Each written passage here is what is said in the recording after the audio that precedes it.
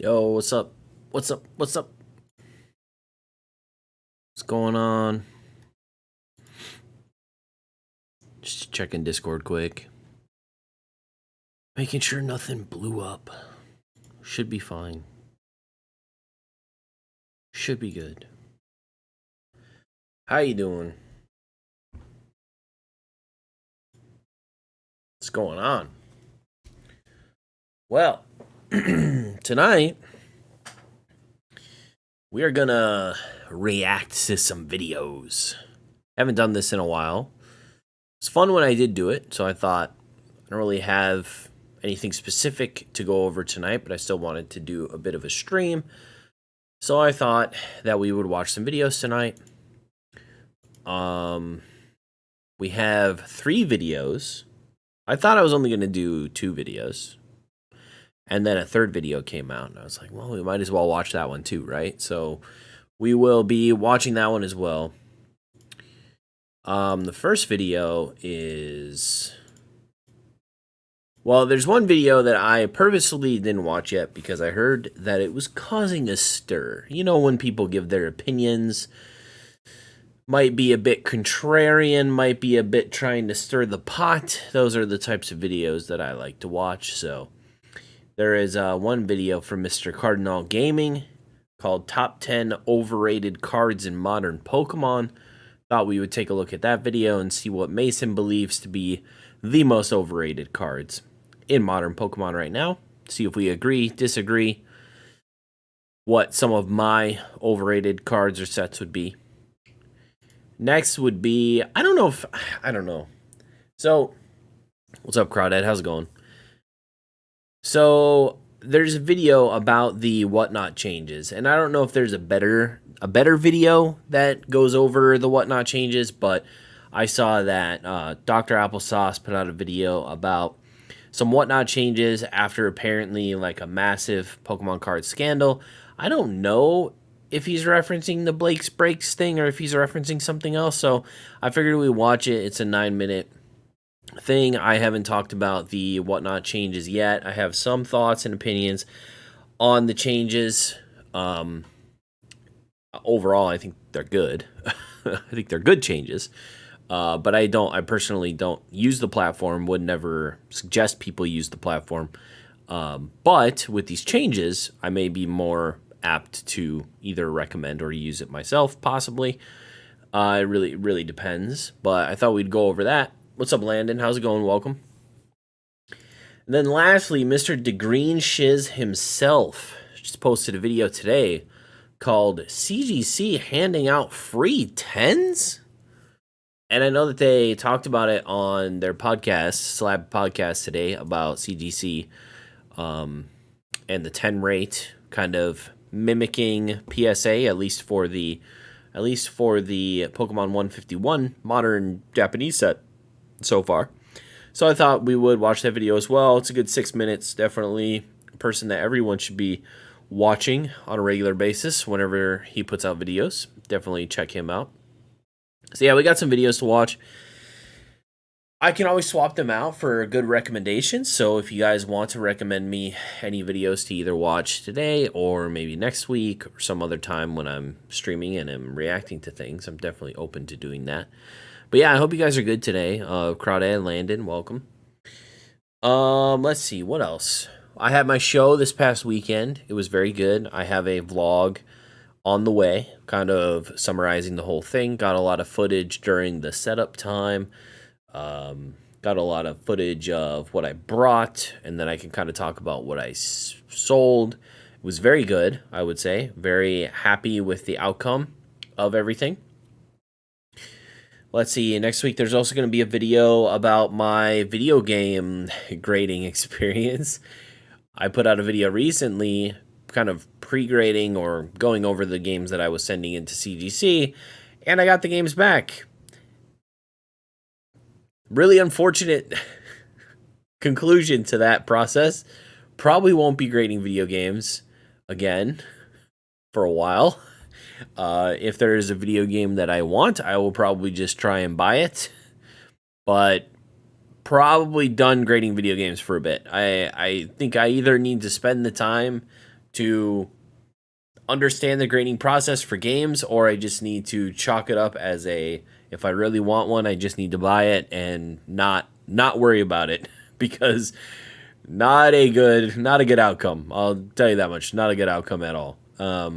Really unfortunate. So, but yeah, I hope you guys are good. Crawdad, I hope you're good. Landon, I know Oni and SEC were here earlier. Excited about the React content. I know there was a bit of we're not going to be reacting to any Card Economist videos. I don't need my video taken down. Although he probably wouldn't care if I reacted to his videos. Probably just cares when Pokey revs so that he can milk it for a few videos. I know that there is like a long running series from Rattle about the Blake's Breaks situation. I don't know if that. I think that basically was like the last nail in the coffin for the changes for WhatNot. But I am pretty excited that WhatNot is cracking down on those things. So, but we'll talk about it when the videos fire up. Yeah, I mean, we can hop into it if nobody has any questions. We can hop right into the reactions. I'm a little bit early. I would say I'm excited for Collecticon. Collecticon's come in 22 days, I think I posted, so like 3 weeks from now. Really excited about that. Collecticon Charlotte. I will be going. I'll be there like Friday morning, and I'm leaving Monday morning. So I'll be staying Friday night, Saturday night, and Sunday night in the recommended hotel for Collecticon. So that's going to be really fun, and it should be a blast. I've never vended at an event that big. It was kind of nice to do this smaller event right before the bigger event because I got kind of used to again taking payments, figuring out all the nonsense with the different Venmo and PayPal and all that shit, and just feel a lot more comfortable going into the next event, which is going to be a lot bigger, a much bigger event. Collecticon is in comparison, so that's going to be really fun. Now, less stressful, hopefully. I am bringing a lot of my own stuff, so I didn't rent the cases. Obviously, I'm fairly local. It's like a 2-hour drive, so I have my own cases. I have my own. I'll be bringing all my own stuff, so there will be a little bit more setup, I feel like, on my end, just transporting all my shit from the hotel to the actual event. Luckily, it's only like a few blocks, I think. So I think I have like a little trolley cart thing that's like one of those collapsible trolley cart thingies that I'm going to be bringing. So hopefully I'll just be able to trolley cart everything from the hotel just straight to the event and just set up. That would be awesome. Otherwise, that would suck because I'd probably have to make multiple, like, 3-block walks carrying shit to the event, which wouldn't be that bad, but it's going to be super hot probably, and carrying the cases and everything would kind of suck to have to do that multiple times. But hopefully the little trolley case works. That should be fine. Should be good. But yeah, I'm really excited about that. One thing that I thought about, and even in the comments after this post, if you guys are watching, if you want to let me know if this has worked in the past, but I was thinking about, so I'll have 2 cases, and then in between the cases, I think I'll have like a 10-inch space, because my cases are a little bit less wide than the Collecticon cases, where it seems like the Collecticon cases are pretty much like you have a case, and then a case, and then not a whole lot of space in between. Hey, Oni Life, how's it going? Welcome. So my cases are a little bit shorter, so there should be like a 10-inch space in between that I should be able to hopefully utilize for something. I'm trying to figure out what that is. I don't know if I want to bring binders to this event because I'm not going to have a whole lot of space for them. But what I'm thinking is I could put out 2 boxes of less than $50 slabs. So like boxes that people can flip through, and just a lot of like lower cost slabs in those boxes, and then above $50 slabs could go in the cases. So I'm trying to figure out ways to position, because I want to move as many slabs as possible during this event. That's kind of my plan. My other event was more about binders, selling through raw cards, all that stuff. Hopefully Collecticon will be more selling my bigger ticket items, slabs, things like that. we'll see how it goes. Hopefully it works. But I am also going to try to advertise some things on Instagram and stuff prior to the event. So maybe, hopefully, make some deals prior to the event, and then just bring the stuff and hand it off.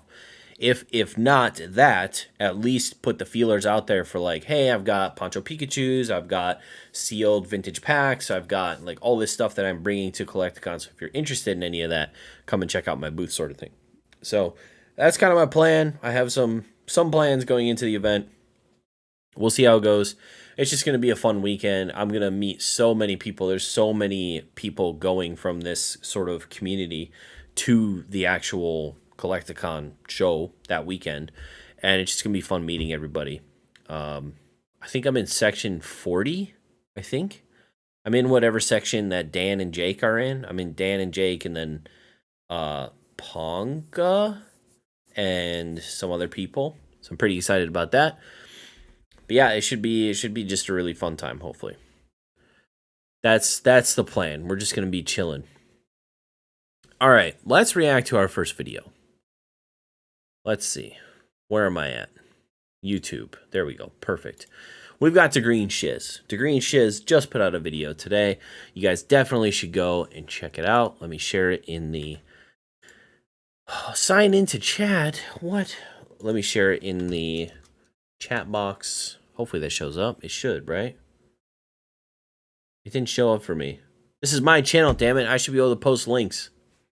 Hopefully that showed up on your end. For some reason, it didn't show up on mine. But yeah, definitely go check out DeGreen Shiz channel. Did it not show up for you guys? It shows up in this chat, but it doesn't show up in that chat. No? What the hell? Why can't I post links in my own channel?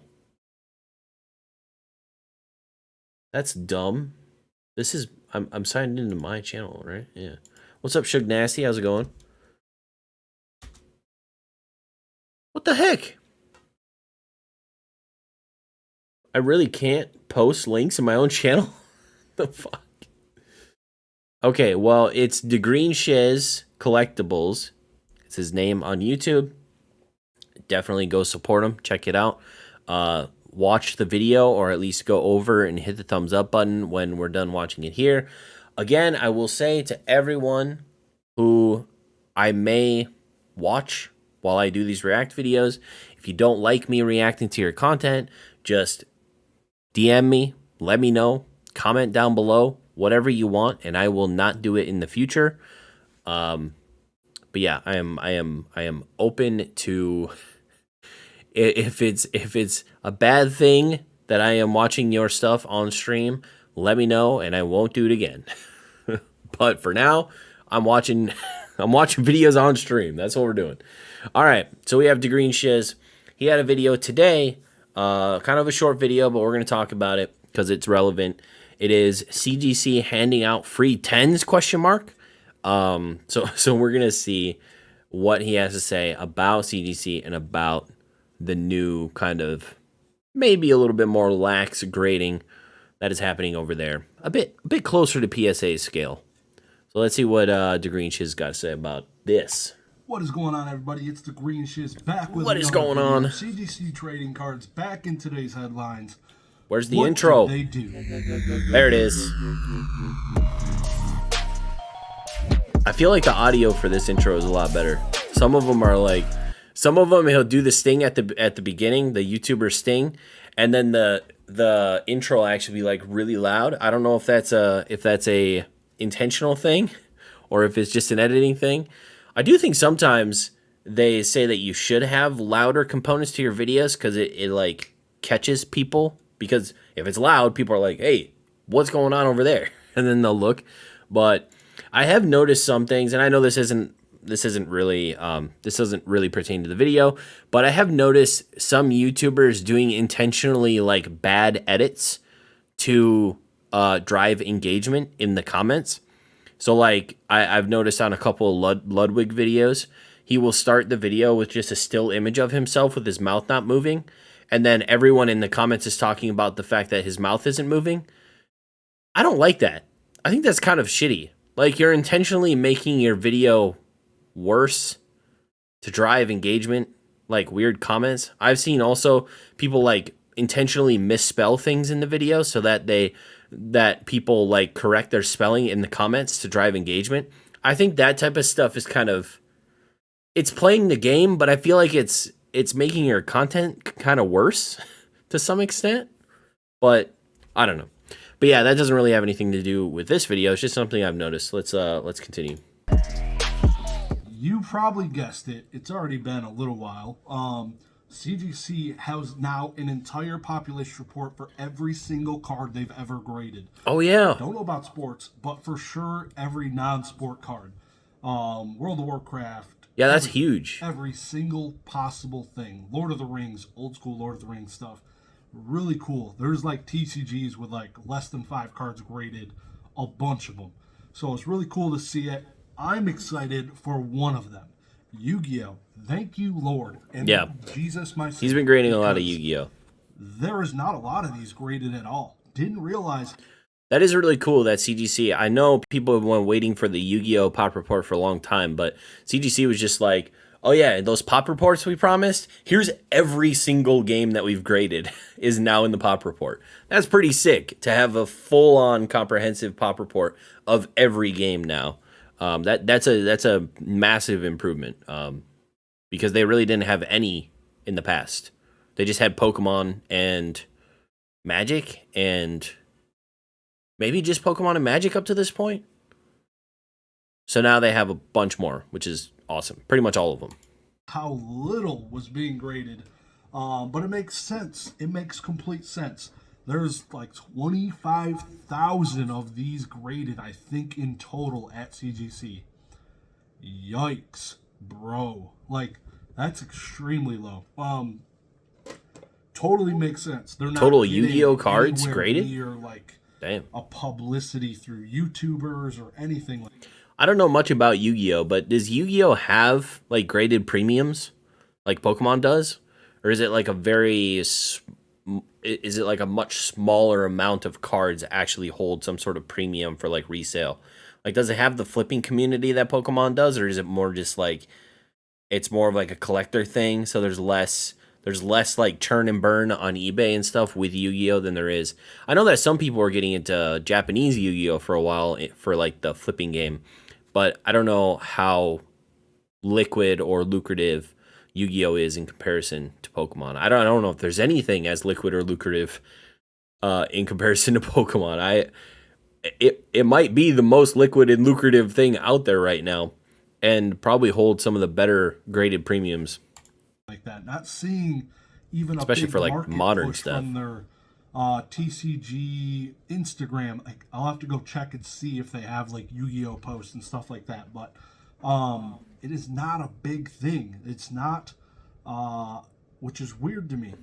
I know a lot of people, Strictly Sealed, one of them, not big fans of them getting rid of subgrades, but he's probably going to say it, but like, who is using them at this point? Who in the right mind was putting subgrades on any card at this point? It was literally $15 to grade and $15 extra for subgrades. Nobody was using, like, really.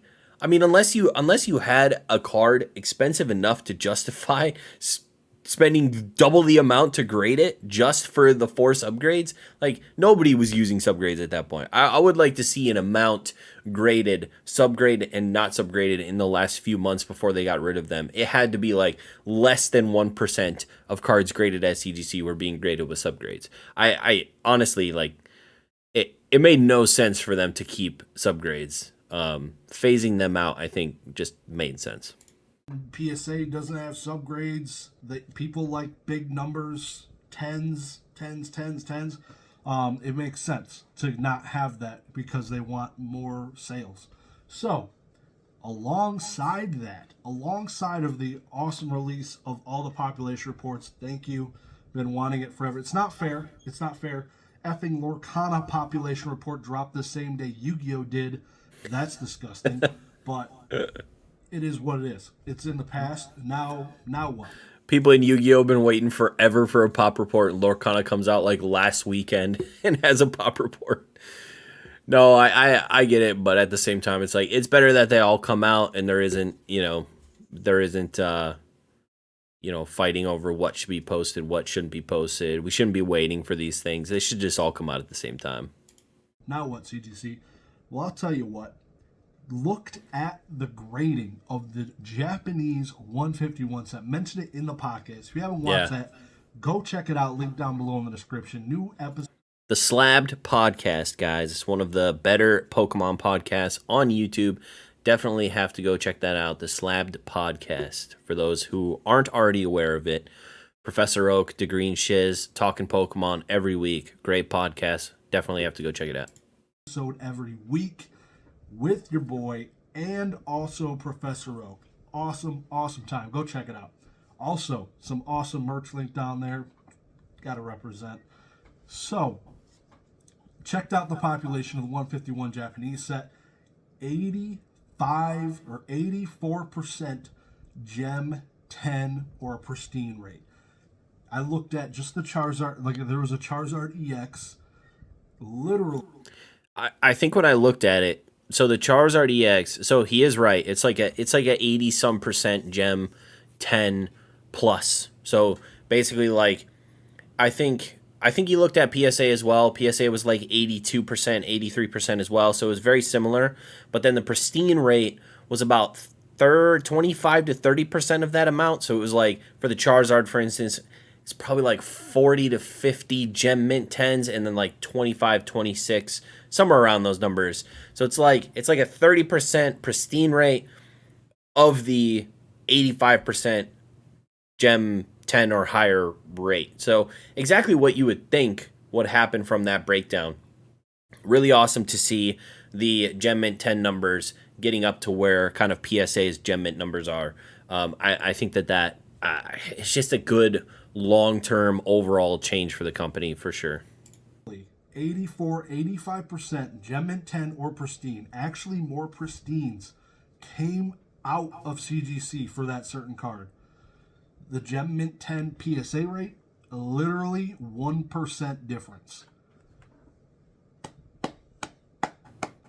They did basically exactly what I was hoping they'd do. Have the same gem rate, make it literally line for line with what PSA is doing. Give people a chance that collect 10 sets. That's awesome.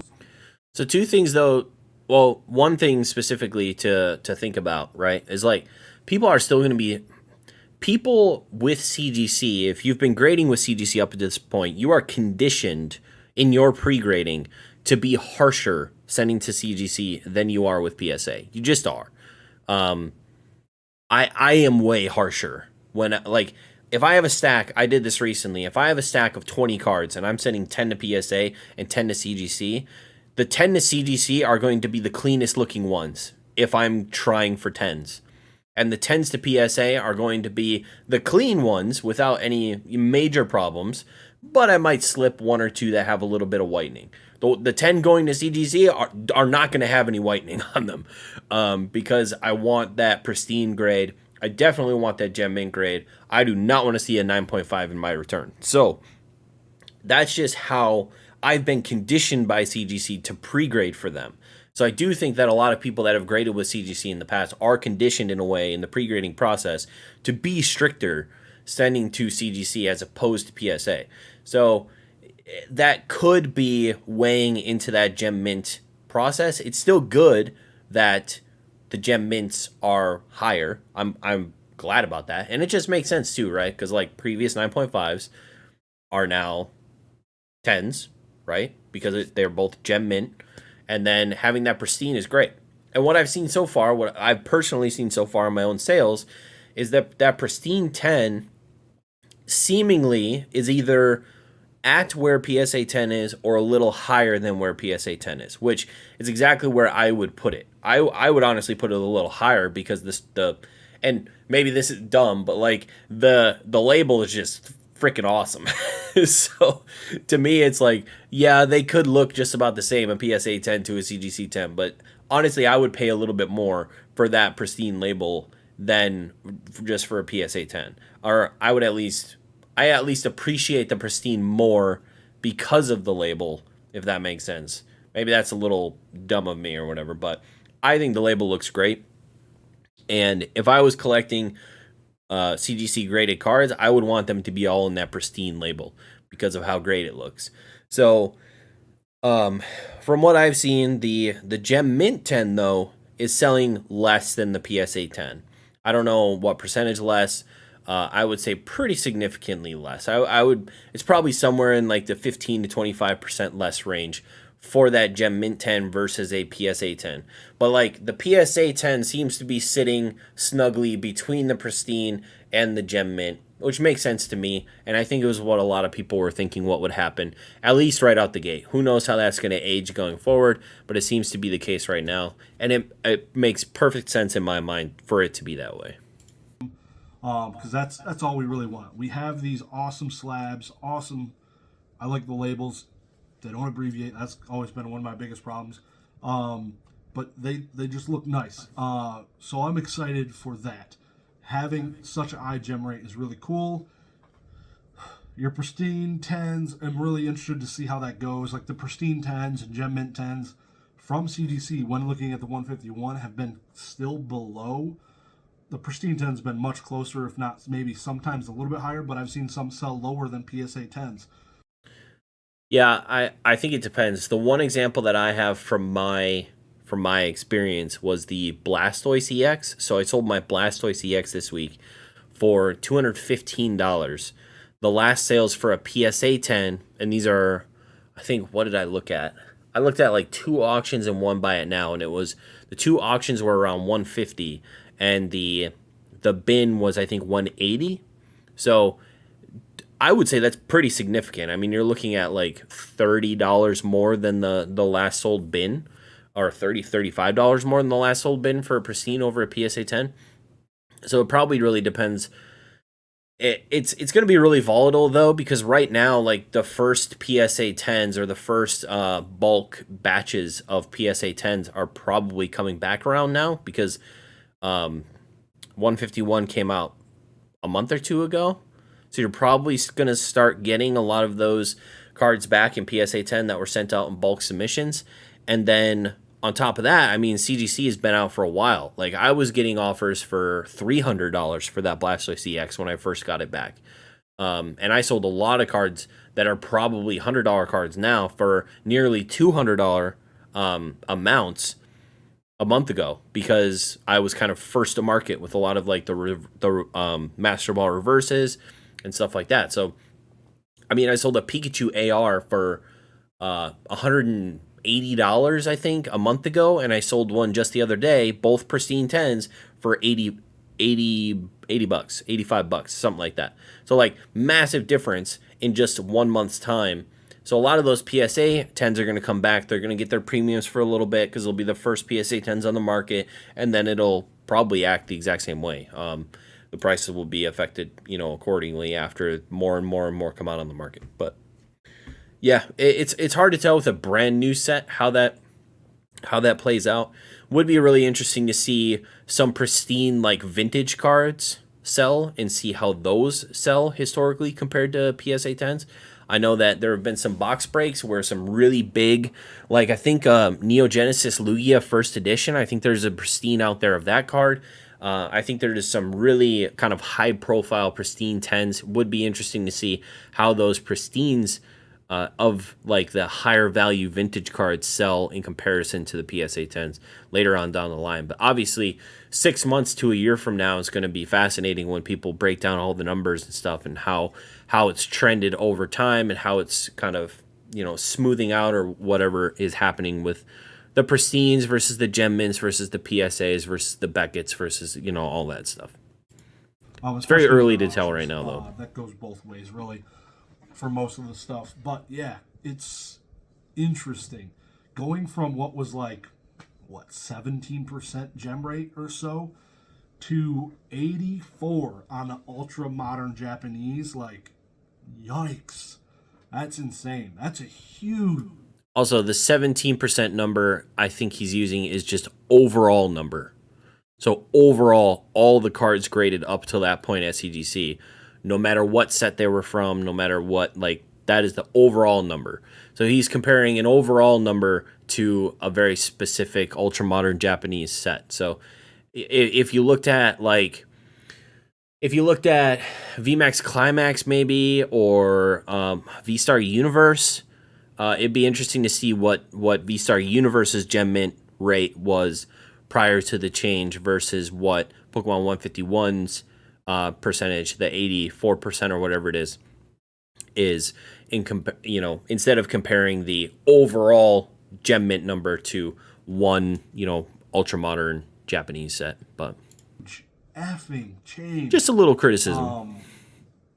It is exactly what I was expecting, though. So, not shocked in any senses, but I can't wait to see a gem rate on the New English set. We haven't had that yet, and I'm really looking forward to seeing how that goes. It's going to be coming here really soon. The Japanese 150.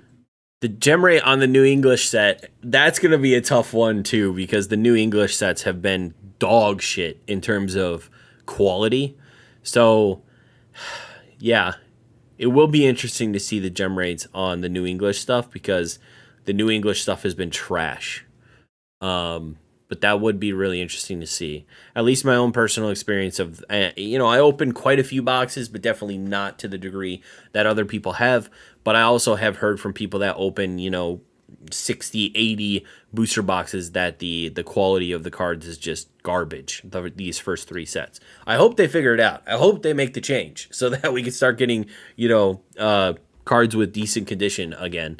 But till then, who knows? And yeah, it will be interesting to see how these few sets with the new grading system come out in terms of their gem mint rate, especially with English. Now, I have seen a lot of vintage English getting gem mint 10s and pristine 10s from like box breaks and stuff, which is cool. But yeah, I don't know about modern English because it is rough right now out there. One is dropping September, but I'm excited. It's going to be cool. Actually, I lied. Let's take a look at the new English set. I completely forgot about Obsidian Flames.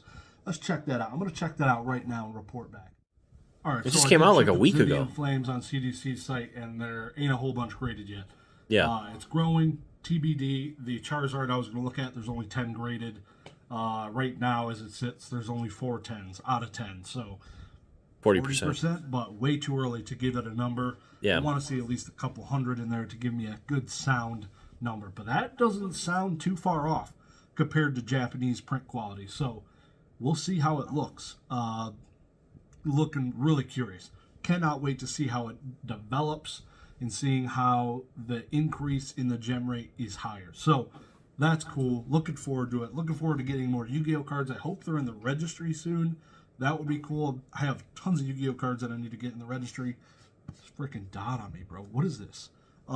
Anyways, I appreciate you guys coming, stopping in, checking out the video. Looking forward to just future life inside of the hobby. So let's get going. Appreciate you guys. Have a good one. Peace. So the green shit is actually going to be at Charlotte as well, I believe. We're going to meet for the first time. That's going to be really cool. Definitely head on over to his channel. Make sure to hit a thumbs up on the video. And if you have any comments, obviously you can comment below on his video if you have anything that you want to add to that situation there. But yeah, that was solid. Good video once again from Mr. Shiz. It is an interesting scenario, CDC continues to improve their service, their slabs, their labels, their grading scale, their all that stuff. It just continues to get better and better, in my opinion, and it's really nice. I had they made it now so that you can text for customer service. So the other day I had a question about one of my submissions. I texted the number, and apparently it was blocked, like toll-free texts or something were blocked on my phone, but they sent me an email and I got it sorted like within the hour. It was kind of crazy.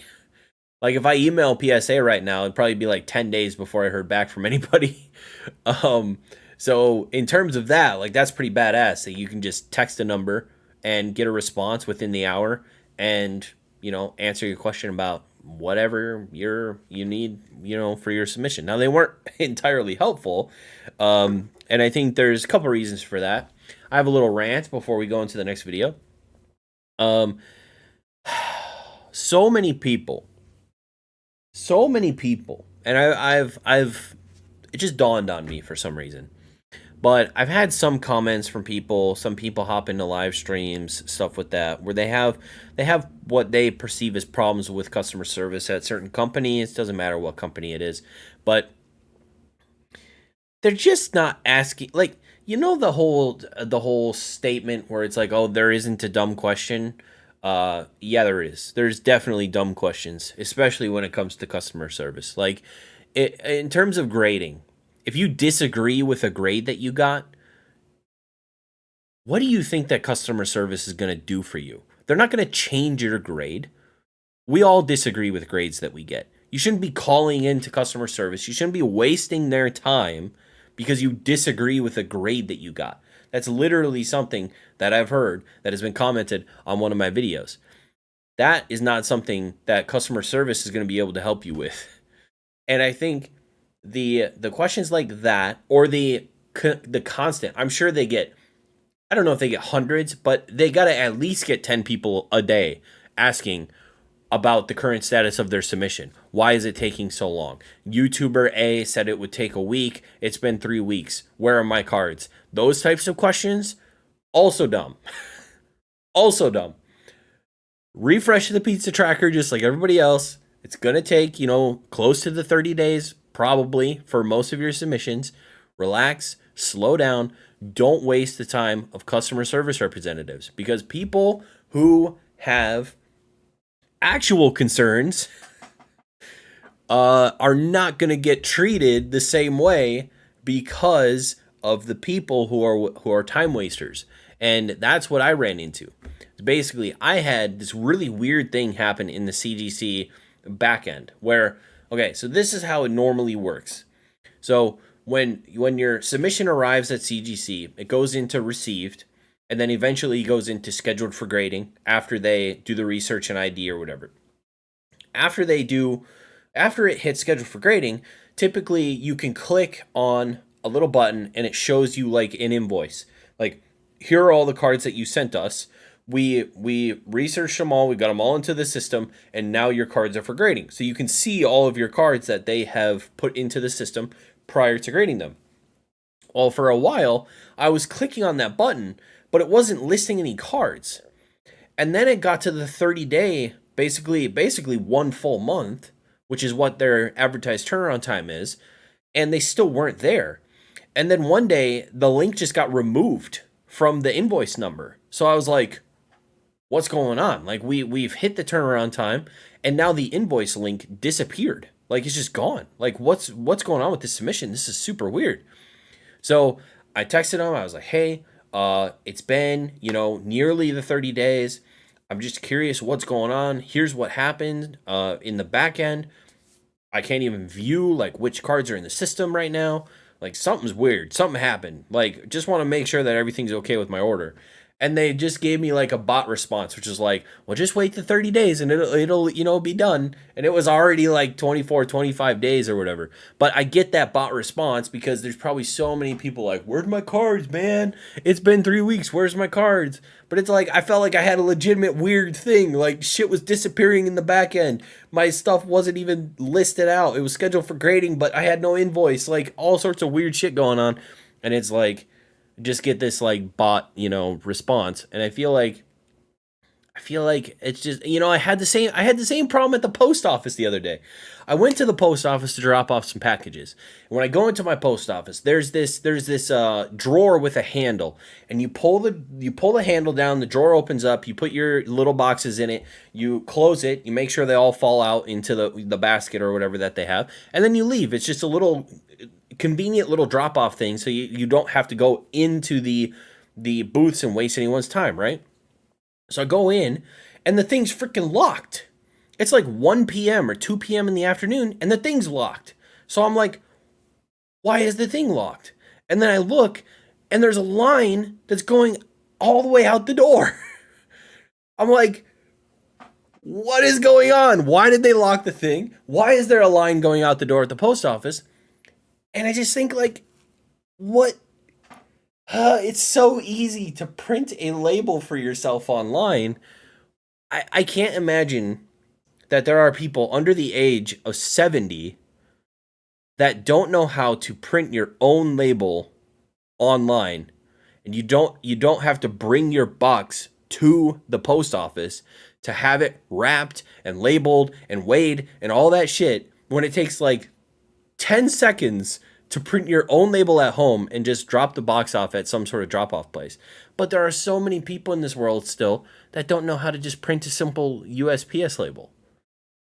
And that, on top of a lot of other things with like government institutions in this country running like absolute snail pace, USPS, DMV, like all these places you hate to go because it runs so freaking slowly. Yeah, I don't know. It's just, I had a week this week, all right? I'm sorry. I had to dump all that on you. WhatNot is a scam? No, people on WhatNot are scammers. WhatNot itself, I don't think, at least at this point, isn't a scam. I would never send someone there to buy cards, but I think there are a lot of scammers on WhatNot, which is what we're talking about at some point tonight. What's going on, SDC, by the way? Okay, let's watch Mason from Cardinal Gaming. Mason has a video that just came out that's stirring up some conversation in his YouTube comments because he has some very interesting takes on what the top 10 overrated cards in Pokemon are. So I want to take a look at this, see if I agree, disagree, where we agree and disagree, and what maybe some of my most overrated modern Pokemon cards are. But yeah, let's take a look. What does Mason have to say? This one's a little bit longer, so we'll make our way. Mason talks kind of fast though. I don't know if I'll 1.25 it, but we'll see. I'll make a game time decision partway through the video. All right. Man, there sure is a lot of awesome looking art in Pokemon. It really is impressive how far we've come from the basic little box stock pictures that we have to just full like actual art illustrations on cardboard. True. It's really impressive. But it is.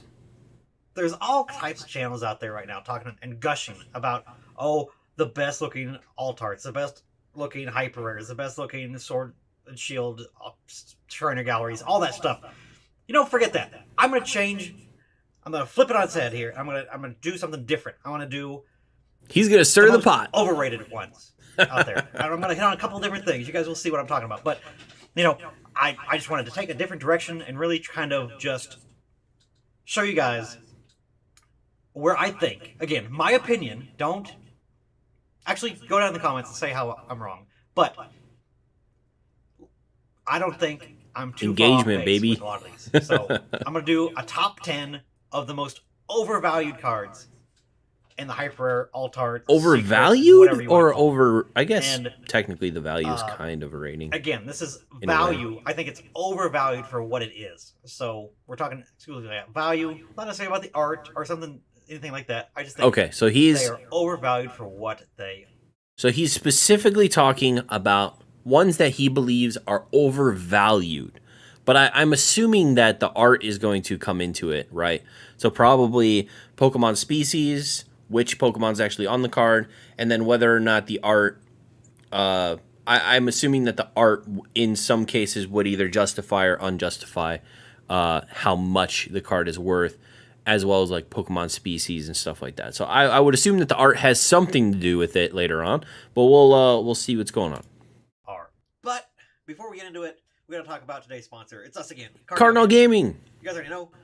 Guys, make sure if you're not already, go subscribe to Mason at Cardinal Gaming on YouTube. Check them out. I think I'll meet Mason at Charlotte as well. There's going to be so many people at Charlotte. It's going to be so cool. 151 is already sold out. It's pretty hype. That gives me some indication that this is going to be super popular. So, yeah, pre-order if you can. Come on down here. If I could hold pre-releases, this is where they would be. We'll turn them up a little bit. And Cardinal merch, if you guys want to go support the store, I'm going to put some other stuff up here, like t-shirts and stuff. Nobody wants to buy a hoodie when it's summer, but I got more stuff on the way. But other than that, all right, we'll see it. So let's hit it. Let's talk and go to number 10. Number 10 is, I know, it's a... Ooh. Oh, he's really trying to stir the pot. Going straight to a Kamiya?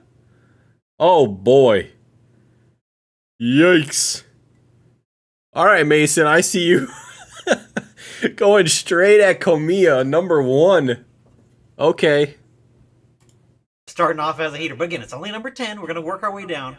I know, it's Kamiya art. I know it's kind of funky looking. But this card for $35 in Chilling Reign. And Chilling Reign has a lot of weird pricing going on. 35, yeah. This card in particular, I'm not a fan.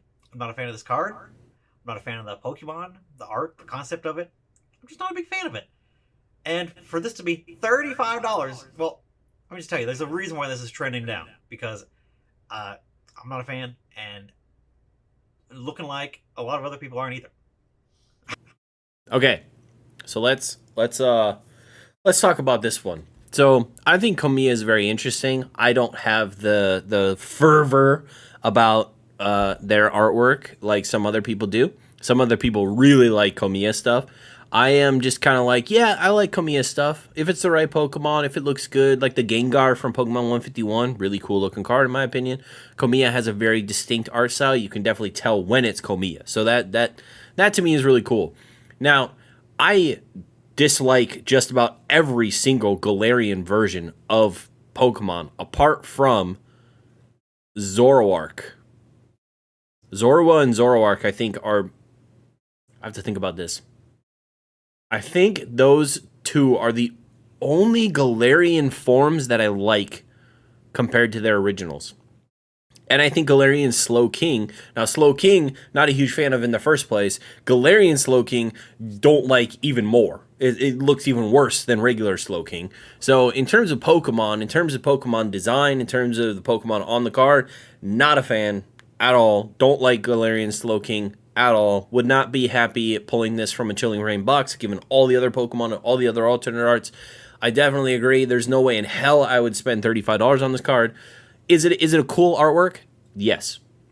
Cool art style, cool artwork. Kamiya always comes through. But the Pokemon, for that price, hell no. Not for me. I agree, Mason. Sorry. Again, look, this is how it's going to go. Start typing in the comments, I know. Number 9. Number 9 is, of all the...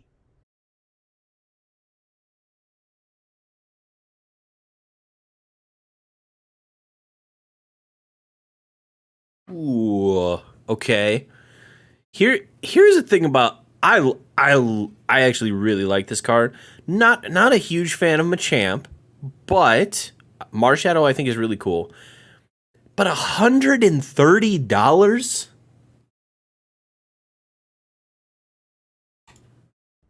Just ballooned in prices of all the alt arts from the tag team era. This one in particular makes the least amount of sense to me. This card, $95 for the Marshadow and Machamp GX. And I don't get it. I don't understand. This card, when it came out, it was like super cheap. I'm talking, it was like $7, $8, somewhere in that range. Not a super great card. Not a super playable card. I don't even know what's going on in the picture. Like, are we looking at the sunset? Are we looking at like a nuclear blast here? Like, what's happening? What are we looking at? What are you talking about? It's a sunset, Mason. It's a sunset over the... Come on.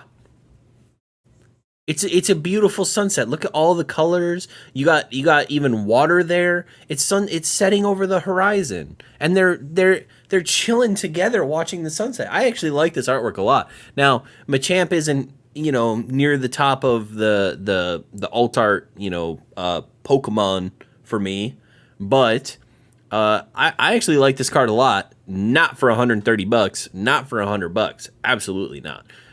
Since we're taking in value to this, if the card is overvalued or not, I really like the card. I really like the artwork. I ain't spending $100 on it though. That definitely not. Why is Marshadow like happy that he's out there? Does he want the sun to go down? Like, what's happening? Like, zoom back out of the picture, please. Like, let me see what's going on. I just see half the picture is just Machamp's shoulder, and I don't know what I'm supposed to be looking at. So, It is kind of a weird angle because you don't get to see a lot of Machamp because most of Machamp is behind all this text. So it's kind of you really only get to see the face. And then Marshadow is, I guess, more of the focus of the artwork as well as the sunset. So, I mean, with the amount of text and stuff that's blocking everything else, it is weird. It's a weird angle, but I'm just a sucker for color, I think, man. I'm just a sucker for sunsets and a sucker for colors. I'm not a big fan of all the tag team ones. This is the one that is the most egregiously overpriced for what it is. I just don't see. I definitely agree that it's overpriced for sure. I would not buy it for $100. Number 8, Mew VMAX. I know.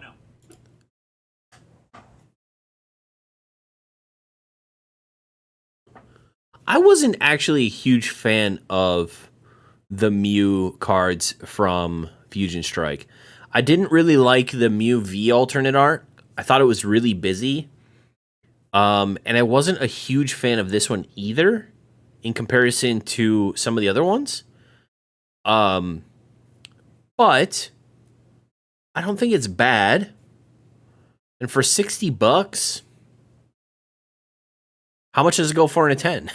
Can I flip it for like $100? Yeah, I don't know. I think it's a fine card. But yeah, again, like, would I pay $70 for it? No.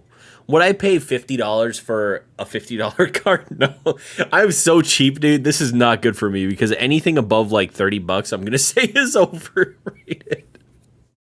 It doesn't matter what card, how hard it is to pull, anything. I'm just not a person who spends a lot of money on a single card.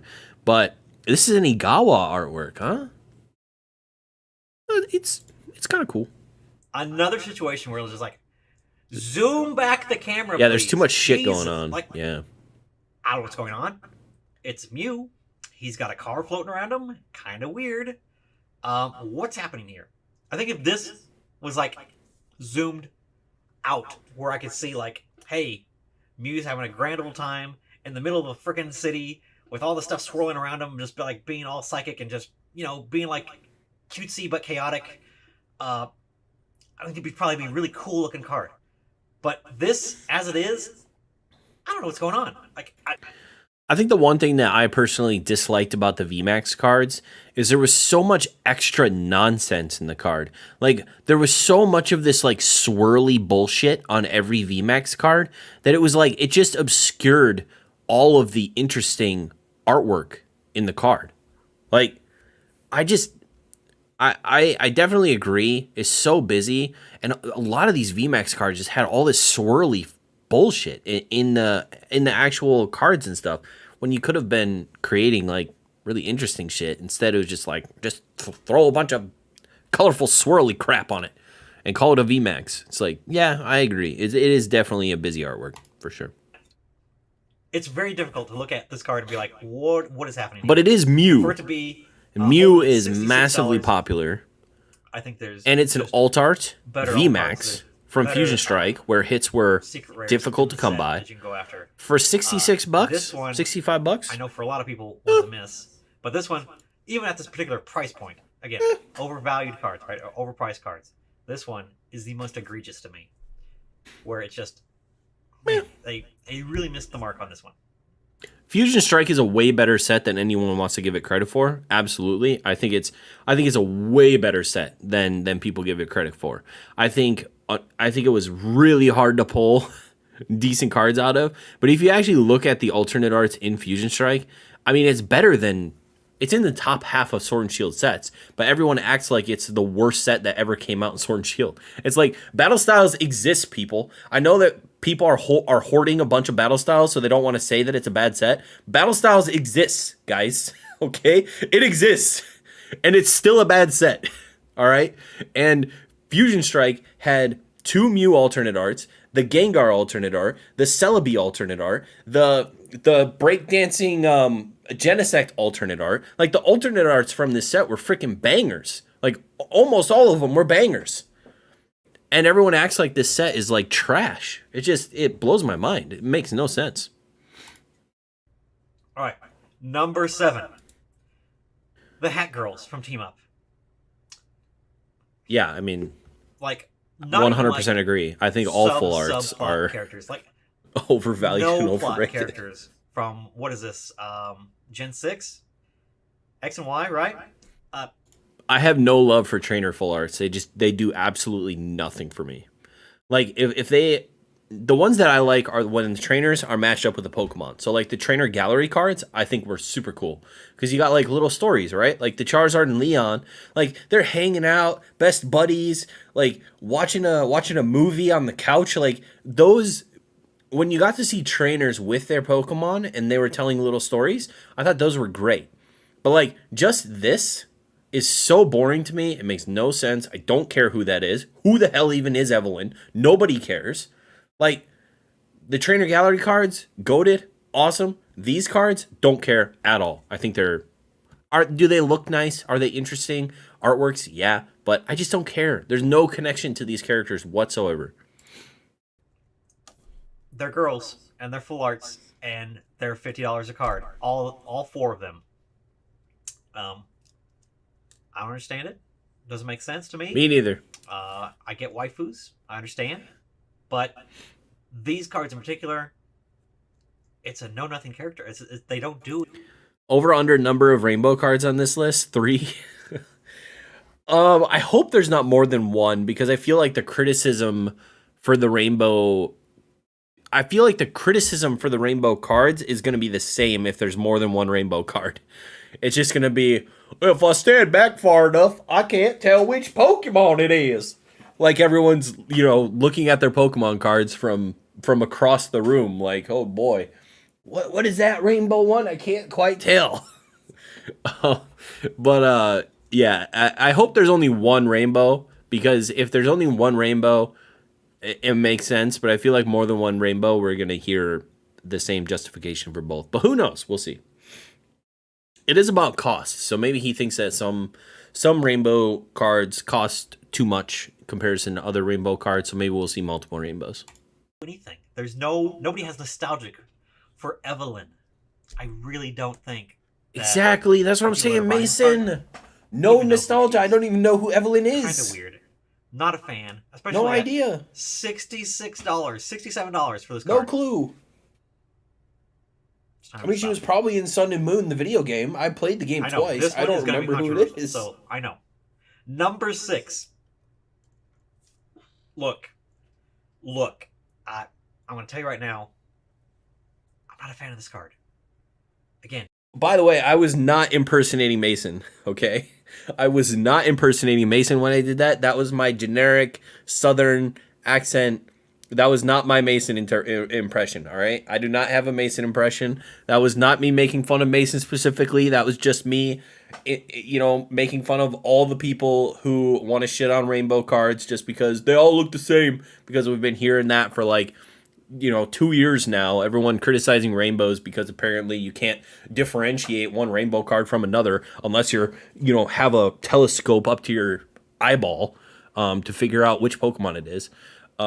That was not a specific impression or criticism of any particular person.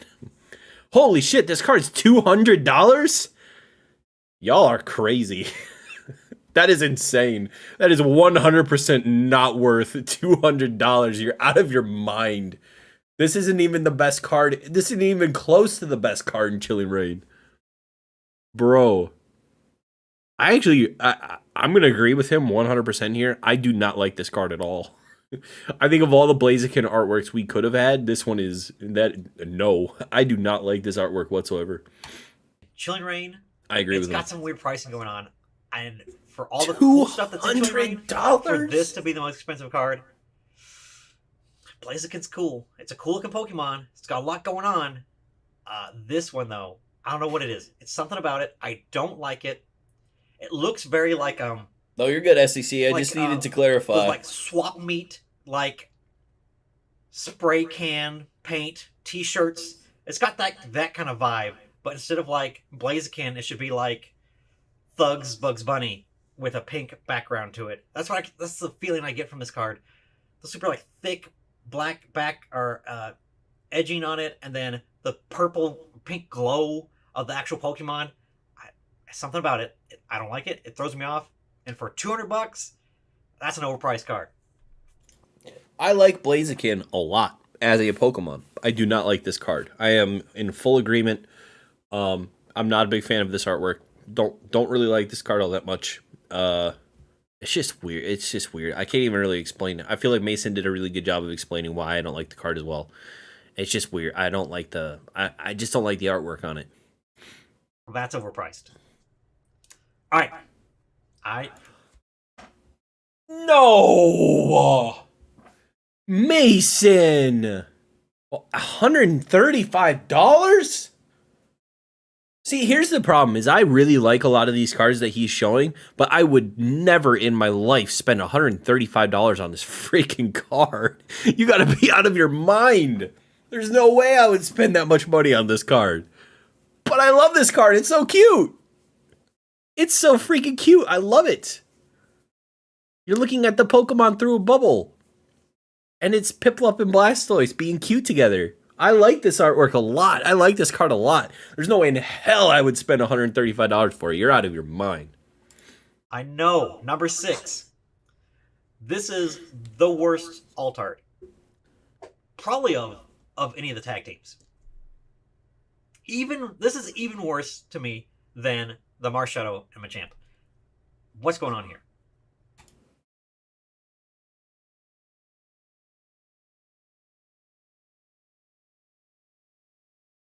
What? Huh? What? How is this the worst of the tag team alts? What do you mean, what is going on here? They're in the pool. You're looking through a bubble that Piplup probably blew, and they're being cute. What else do you need? It's Blastoise and Piplup. It's adorable. How can you say this is the worst alt, worse than the Marshadow and Machamp? You're out of your mind, Mason. I'm looking at bubbles. There's a bluey black or green background, and it's Piplup. They're in the water. Blastoise. Cool combination. Cool looking dudes. Very popular Pokemon. But what is this alt art? Like, what? This is what we got? This is what they went to the drawing, and this is what they came up with? And this is the alt art? Not crazy about it. I think it's bland. I think it's boring. For $135, this card's overpriced. Boring? I agree it's overpriced, but boring? It's cute. They're posing for the picture. Look how cute he is. All right, number 5. Oh, I know. A lot of you guys super nostalgic for. Okay, here's our first rainbow. Here's our first rainbow. Let me see. $120. See, I remember this card being way more expensive back in the day. It was like $300 when the set first came out. So $120 for some reason doesn't seem crazy to me, but probably just because I remember it being way more when this set first came out. But now that it's been printed into Oblivion, 120 kind of makes sense. But for all the rainbows, I guess it's the price combination, because I mean, Pikachu's the most popular Pokemon ever of all time. Probably of all time in perpetuity. Like, he probably will be the most popular Pokemon forever into the future. So would I spend $130 on it? No.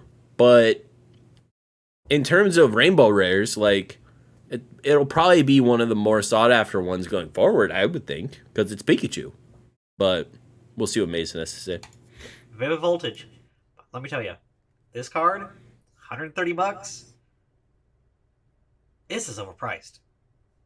I think Vivid Voltage is a bad set. I'm gonna say it. And for this to be the chase of all, like, there's not a lot in the set anyways. But Pikachu, sure, super popular, super cool. It's easy to call Vivid Voltage a bad set when we got alternate arts right after it.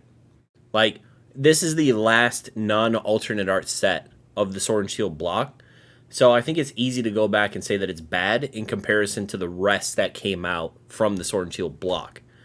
Now, I don't necessarily think it's a great set. Pikachu is the chase. It was printed into oblivion. But, I don't know. I think, I don't know. I think overall, I don't know. I kind of like this being the chase. I opened so many packs chasing this card. Like, it is so freaking hard to pull. And I don't know if they've changed that or not. But I remember opening I opened so many packs, so many booster boxes and cases and stuff trying to pull this card, and I never pulled it.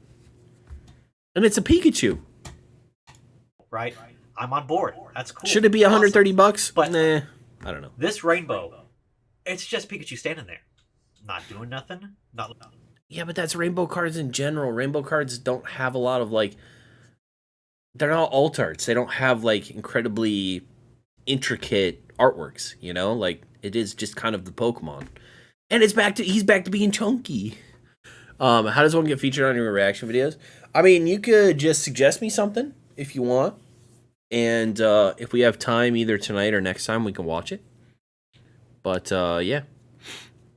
I actually watched a recent video about PSA 10s in Japanese. I watched that one. I think you had posted it in one of the Discords. I did watch that one. I did check it out. But yeah, you can just suggest something to me, and we can always take a look at it if we've got time after the ones that I have queued up for tonight. Looking threatening, not in a cool action shot, just standing there, just not doing anything. It's $130.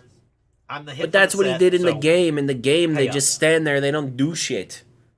That's a problem with the games. Vivid came out, and before everything started, going super nutty. I get it, Mason. I get it. Said this card is going to drop down in price. There's no way this holds at $100. It's going to be $40 here in 2 weeks, just like they always are. I was wrong. I may be a little bitter about that, and still, it's really hard to pull, man. There's a lot more Pikachu VMAXs you can spend your money on. It's really hard to pull. They're not $130, and look a heck of a lot cooler than this guy does. It's just a fat Pikachu standing there. There's a Pikachu tax, and it was really hard to pull. Ain't for me. So, not a fan. Just like a Charizard tax. Number 4. All right. Nope. No, Mason. No.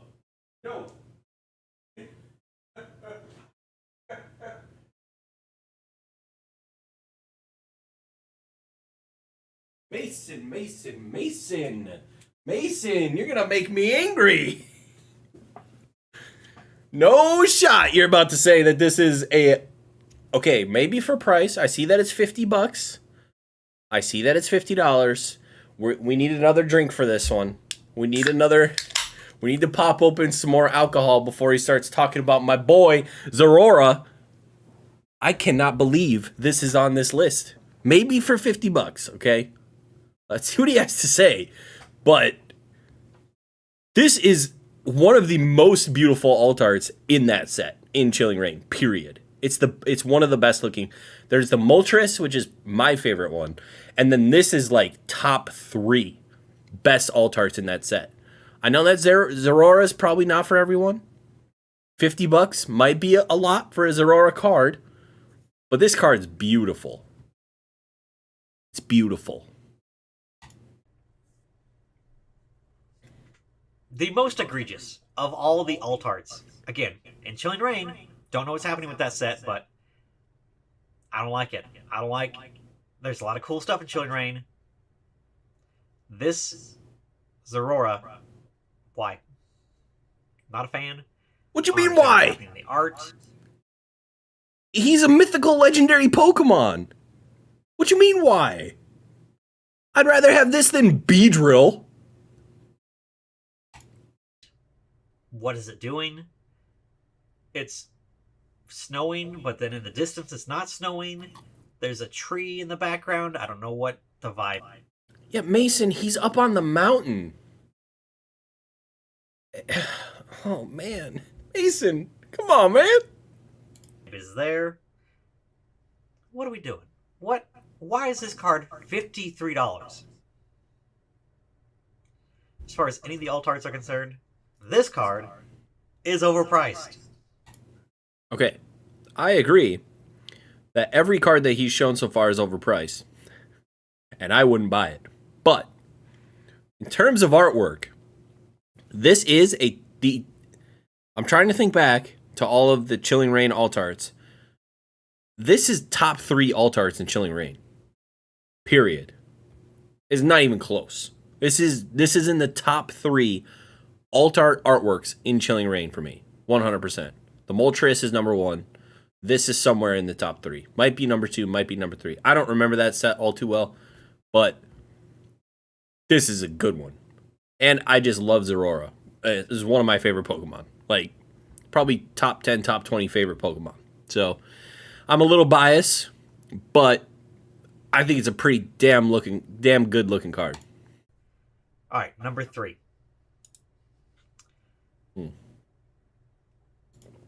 I agree with this. I agree with this. Marnie is popular for all the wrong reasons. Yeah. Look, Nope. Marnie is a cool character. Very interesting. Very by design. Kind of. Is she though? I played the game. I don't really remember liking Marnie all too much. Like, kind of. Wasn't she kind of like an idol type? She's like an idol who kind of didn't really want to be an idol. And you're like, oh, you can be more than just an idol. And these people like fawning all over you all the time. You're more than that. I don't know. I guess it didn't really resonate with me all that much, but a lot of people like Marnie, so. Alt, punky, Marnie in a leather jacket, freaking cool. The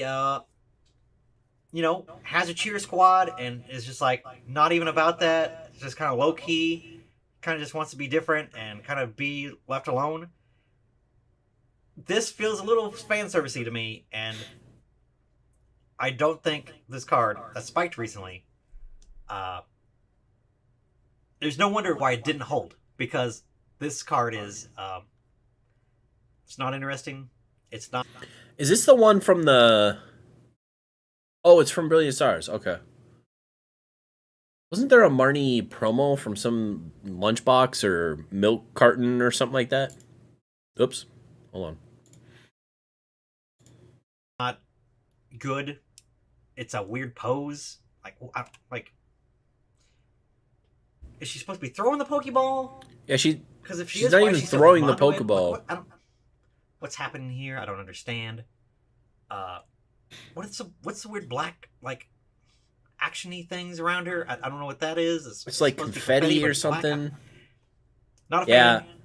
Don't like I agree, it. Mason. Even for the $60 that it is now. The Zeraora pissed me off, Mason, but I agree with this one. There's cooler, like, defining and actually, like, of the character, cool looking cards of Marnie. This one, because it's showing off his belly, does not deserve to be sought after. That is an overpriced card. Yeah, it's a little weird. Even at $16. All right. Number 2. Are we at number 2? Let me see. 10, 9, 8. No. 7, 6. Okay. What's going to be number 2?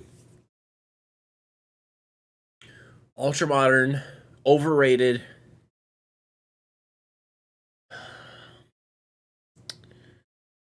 I'm trying to think. What's a really expensive card? I will absolutely, like, hats off to Mason if he puts the Moonbreon on this list. But he won't, because I thought I saw him say that he still thinks that the Moonbreon is an underrated card, which to me is insane. But if the Moonbreon is on this list, I will slow clap. And I will end stream right now, because that would just be epic. Just be epic. That would be the most epic troll. And I would 100% agree with him. But let's see what's up next. 5, 4, 3, 2. No, that was number 2. Marty was number 2. This is number 1. Mm. Number 1, the most egregious, overpriced card. Why is Snorlax $80? Because Snorlax is cool. I don't think it should be $80, but Snorlax is... Snorlax... It's a gold card. Yeah, $80 for a gold Snorlax? That's expensive. What? Again, Chilling Reign. What is happening with this set? It has the most overpriced singles that of just all this cool stuff that's out there in the world. Why is a Snorlax $80? It's just a Snorlax sitting there. He's not doing anything.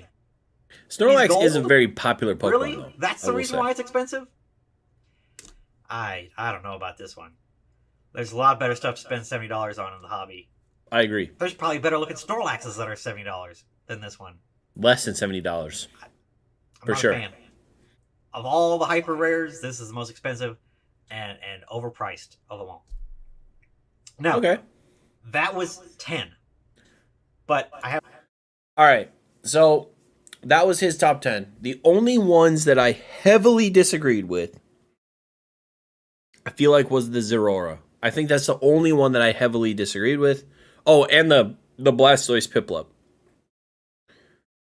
Now, the Blastoise Piplup, crazy price. Like, insanely expensive. I would never pay that amount. But in terms of the artwork, I think it's adorable. I think it's a very cute card. I like this card a lot. I think it's a great alternate art, in my opinion. $135 great? Hell no.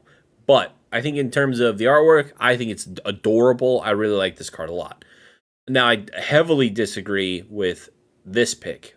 I think this is one of the best alternate arts they've made, period, and probably top 3 in Chilling Reign. And I just love Zeraora, so that's kind of my own fault. But yeah, I think this one's great. $50? I don't know. Maybe more like $25-$30 would make more sense, but $50 might be a bit high. But I think in terms of artwork, I really like this card a lot. I think it's great. But yeah, overall, I feel like I agree with most of what he said. And I do agree that most of them are overpriced. Like, I wouldn't spend market price on any of these cards right now, I don't think. But for different reasons, obviously. But I think that I think overall I agree with most of his top 10, apart from those two. Just from the price artwork. series packs. Why are people paying Holy shit. $650, $700 for this Charizard? Oh, these are the prize pack series? Because it has a little stamp on it. This is out of control. This is nonsensical. Nothing's going on in the Piplup Blastoise alt? Bro, yes there is. What do you mean nothing's going on? It's like they're in a photo booth, but they're in the water. And Piplup just blew a bubble in front of them. And they're both happy and cute, looking at the camera, posing for a shot. Like, what do you mean there's nothing going on? There's bubbles everywhere. They're being adorable. They're posing for the camera. Like, what more do you want? Like, that's cool. It's adorable. And it's way better than the Mew alt. You're crazy. It's way better than the Mew alt. Has value because it has this cute little stamp on it. I don't know. I feel like a lot of these cards from the prize series packs, they got pumped, they got overhyped, they were out of the gate. We were told that they were going to be a short print run of them, not a lot of them out there, and people pounced on the Charizard and pumped it to this silly, dumb, expensive price. $700, $650, $700. Crazy. Is what the last solds are, and the market price is $500. That's overpriced. Like, what are we doing? That is pretty crazy. The Pikachu. Oh, the prize pack For series. $120. Again, there's so many Pikachu VMAXs. Why pay that much money for this one? It's, again, he's just standing there. At least it's in color. Because it's got a little stamp, Mason. It's got a little stamp. It's basically first edition. It's limited. It has a little stamp. It's special. That's why we spend 100 times more on that card. That makes no sense. I agree. At least it's cool looking, but not worth $200 or $120. They're around VMAX. This card's like $10 without the stamp, and this guy $115 with the stamp. That's weird. That's gross. That's just blatant pumping of a popular Pokemon, of a flavor of the week. I don't like it.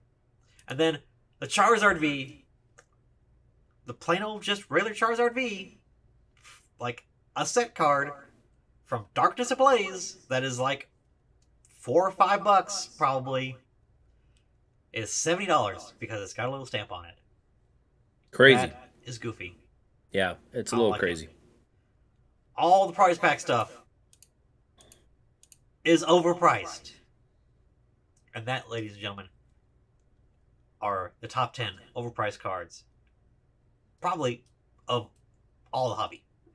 But especially all the hobby. Especially of maybe modern.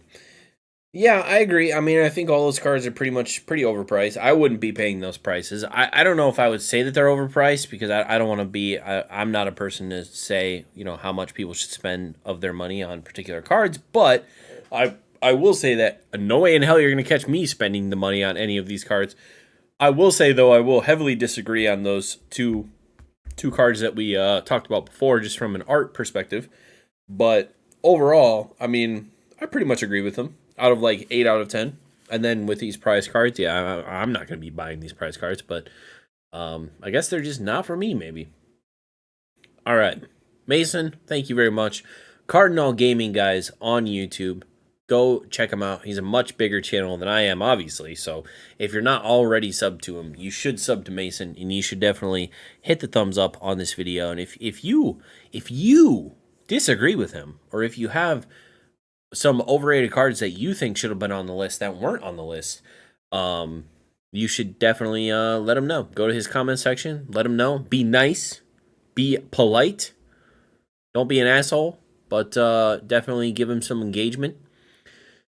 Again, I will just say, disclaimer, if any person that I am watching your video on stream and you don't like it, you don't want it, I'm being a big meanie and you don't want me to watch any more of your videos, please let me know, and I will put you on a list of people that I will not react to. I want to be respectful, but at the same time, I like doing these reacts. I think they're fun. My channel is not super huge. I don't think it's going to make or break your video if I react to it, but at the same time, let me know. If you don't like it, I will absolutely not react to you in the future. Okay. And that goes for anybody, not just Mason, not just DeGreen Shiz, anybody that I may react to, or anybody, if you just don't want me to react to your stuff, I'm totally fine with that. Okay, let's see. I was going to say I think the most overrated card in Ultra Modern right now is the Moonbreon. Absolutely, 100% overrated. I think as an artwork, it's overrated. I think, I do think it's properly rated as a Pokemon. I think Umbreon is the coolest evolution, in my opinion. I think he is a very popular Pokemon, so it makes sense that the card is expensive, but it's just crazy that card became the flagship card of the Sword and Shield block. Kind of crazy to me. I do think it's overrated. I personally believe that, and SDC said it here, but I personally believe that the Umbreon V alternate art is a better artwork. If we're just purely looking at artwork, art is obviously subjective, or objective? Subjective.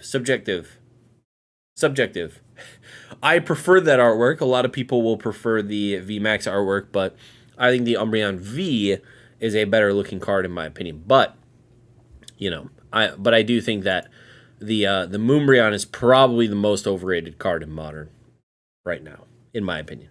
But Yeah, I agree with most of your takes, Mason. Thank you. Thanks for making this video. I appreciate it. I think it was very level-headed. I don't think there was very much trolling. I think he was serious in all of it, and I appreciate that. I think that nowadays the Pokemon YouTubing space is kind of a little stale. I think that in some ways people are resorting to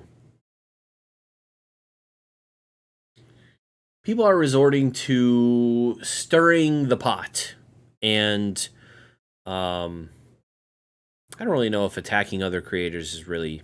I don't know if many people are doing that, but they're trying to drive engagement by being controversial, or you know, having like really strong opinions, whether or not they even believe in those opinions. I think that those in particular, those types of videos you can sniff out, but I don't think Mason did that here. I think Mason genuinely just made a great video. I appreciate this video. It was great to react to.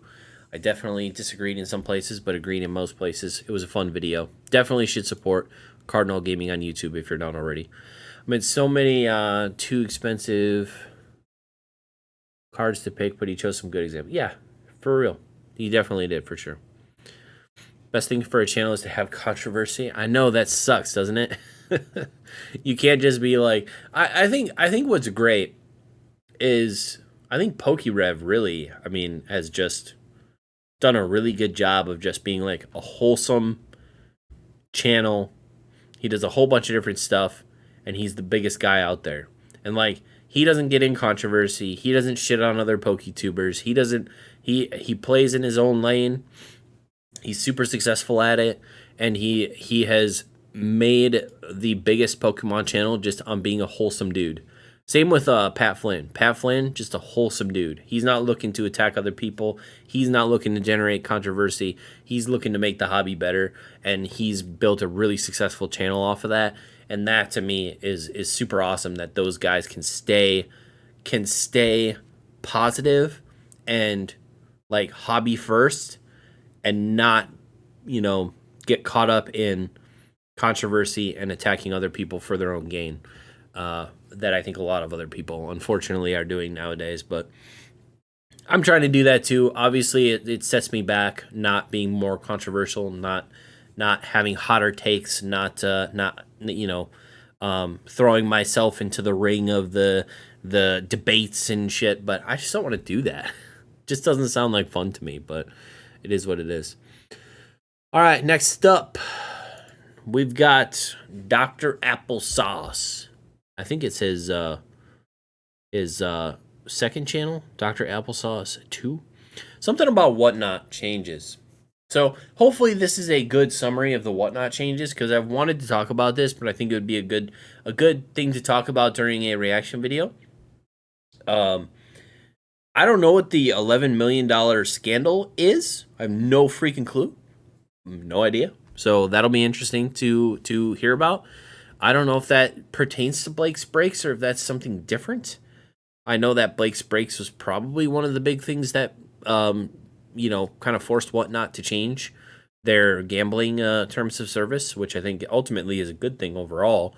But yeah, we'll see about this. I'm not really sure. So we're just kind of going in blind, and yeah. I just saw the title and was like, I kind of want to talk about WhatNot. Let's see if he summarizes it in a way that I can talk about it. Let's go. After an alleged scandal for possibly over $11 million in fraud, did WhatNot actually change? What's going on, everybody? Welcome back. You're watching the channel Dr. Applesauce 2. $11 million in fraud. I hope you guys know that I love you, God loves you, that there's an awesome plan for your life. So some very interesting information coming from WhatNot. Literally about half an hour ago, they have sent out some policy change information, like what actually changing some stuff.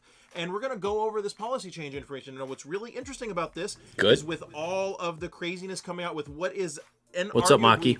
The most crazy and the largest WhatNot scandal in their history, with the whole Blake's Break situation. Okay, so it is about the Blake's Breaks. Every dollar of that $11.5 supposed million that was brought in by Blake's Breaks is now suspect to this massive alleged fraud that's going on. There's no question that Blake's Breaks and members of the Blake's Breaks team were scamming people for a long, long time. There's even some information coming from previous employees talking about some of the tactics and some of the crazy things that were going on with that. Let me know down in the comments below if you guys would like me to talk about that. But this is really interesting. It seems like obviously WhatNot has seen what's going on and they've changed some of their policies. Now, what was going on is you've got these bounty games and all these crazy games that people on WhatNot and streamers in general can do to basically get like $20, $30, $40, $50 for a $5 pack. You pay crazy amounts of money, and if you pull this very special... Wait. Doesn't want drama. Clicks on one of the most controversial channels. What happened? Huh? I thought Dr. Applesauce was wholesome. What do you mean controversial channels? What are you talking about? Guys, there's going to be people in this hobby that I'm not gonna know like the background of the people. Okay, I try to stay away from the big controversial channels, the people that try to attack other people. Why is there controversy here? Watch Opossum Bud. You literally just told me. I literally just said that I'm trying to avoid drama, and then you're telling me to watch Opossum Bud. The dude is literally a drama channel. What do you mean? He knowingly opened stolen product on his channel before release date. So he knew that the product was stolen, and he opened it on his channel as like just a video that he was opening. What was it? Was it just like new set stuff? Oh, to understand the drama. Watch Opossum Bud. Yeah. I kind of avoid Opossum Bud. I avoid the drama side of the Pokemon space, so that's why I don't know about this. No, you're good. Honestly, like, if there are people that pop up that maybe we'll watch this video tonight and then maybe I'll look into it and then maybe we'll make, I'll make decisions in the future on whether or not to watch future content, but it's good to know. I didn't know any of this. I didn't know that Applesauce has been in hot water before. Java's my new favorite drama channel. Man, I try so hard to stay out of drama. There are so many podcasts that I have chosen not to do because I have not wanted to do drama stuff. Yeah. I like actively hurt my channel because I want to stay out of the drama. But I mean, we can if we want. We could dip our toes into it. Why not? But yeah, we'll finish this video and then I'll figure out in the future, I'll look into it. I'll figure out in the future whether or not we continue to watch Applesauce stuff. You see, Applesauce goes to all the Collecticons. He's like, I don't know. I didn't know that he was ever in hot water for stuff, but all right. If you pull a very specific card, then you win a big prize. Well, what does that sound like? Pay crazy amounts of money and very, very potentially maybe win a huge prize. That sounds like gambling, and that's not okay. And WhatNot has changed. I mean, is gambling not okay? That's an interesting question. Because I think there would be some people that would say that gambling is just not okay. But if the people know what they're signing up for and they sign up for it anyway because of entertainment value or those types of things, and like, is gambling not okay? I personally don't like it. I don't like seeing it because it causes prices of packs to go up, right? If it was like, okay, you buy this pack for $5 and you get, we spin the fucking wheel for you or we put you in a bounty or whatever, then that's fine. But like, because it's a live auction platform, the bounties incentivize people to massively overpay for packs to be put into bounty. It's like, if you spend $10 on this pack, then we'll put you into a bounty, and the pack is like a $3 pack. That is the shit that I think is scummy. Not necessarily the extra gambling, but the gambling with the incentive for the person to spend more on a product that's not even close to worth that amount. I think that's what gets fucky to me, personally. But, like, people can gamble. People go to casinos all the time. I wouldn't necessarily say it's overall just a bad thing to gamble, but I think when you incentivize people to way overspend on a product that's not worth it to be put into a gamble scenario, I think that's where it gets a little shitty.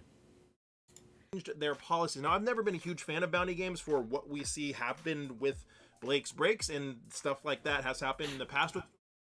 Yeah, packs are gambling, basically. If you open a pack, if you go to Target and you open a pack, you're gambling. You're hoping to pull something worth more than the pack cost out of it, or some card that you're searching for, right? But there's a chance you're going to pull it. So obviously, opening packs is gambling. I would just not, I just don't want to see people incentivized to pay $10 for a $3 pack to probably not win anything. Like, that seems kind of shitty to me. If it was like, you can spend $4 on this pack, we'll put you on the wheel for a wheel spin. Okay, cool.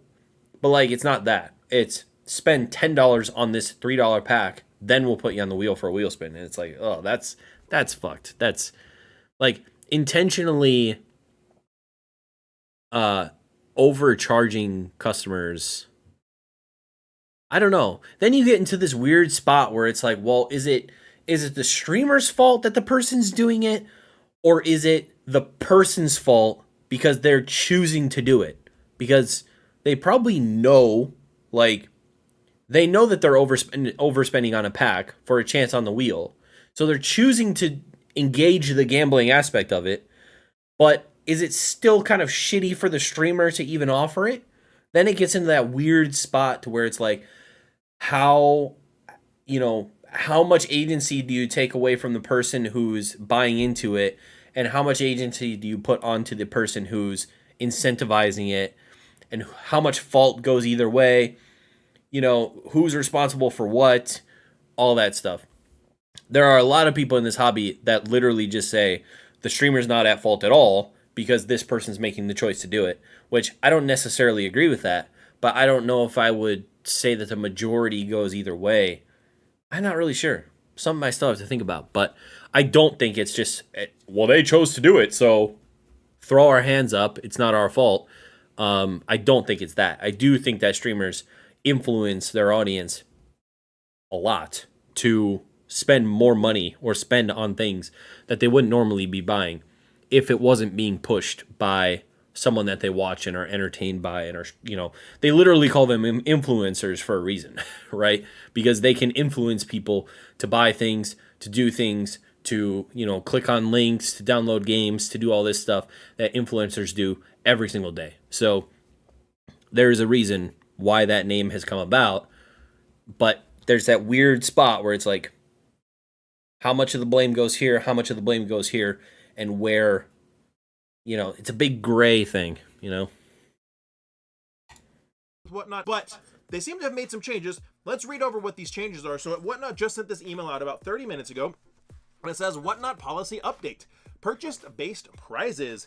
To protect our community and maintain a trusted space for sellers to grow their business, we are introducing a new policy that explicitly prohibits purchase-based prizes on WhatNot. Very good. Based on feedback we received from the community about their shopping experience, feedback.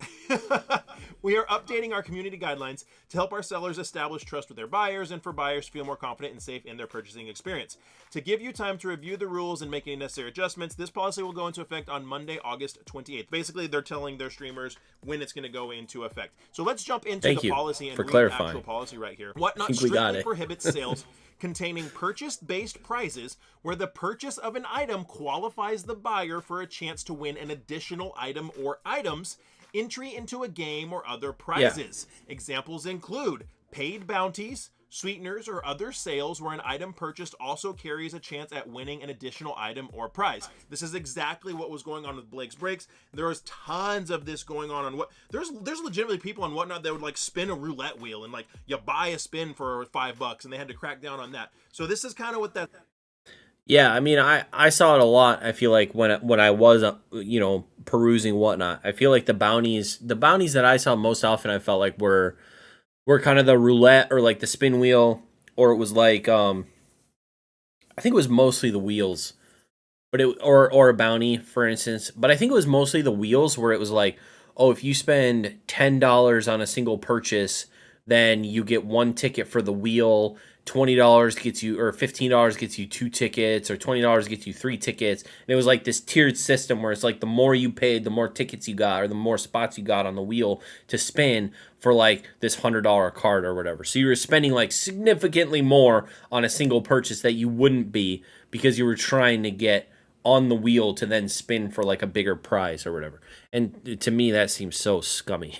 I don't know why, but it's like, it's so like carnival-y, you know, like all the carnival games that are rigged against you when you go and you pay money to like try and put the ball in the little fish, you know, thingies, or throw the little hoops on top of the little bottle tops or whatever. It's like all of that shit is so rigged against you. It feels very much that way when you're on Whatnot. I don't know. It's just talking about is these types of bounty prizes, or the guess the energy, where you know you buy a pack for a stupid amount of money, guess electric energy, and you hope it's electric energy, and whatever. See you later, Shug Nasty. It becomes fire, and then you wasted your money. Thanks for stopping in. For example, offering an extra box of cards if someone gets a holographic card in the break you are conducting.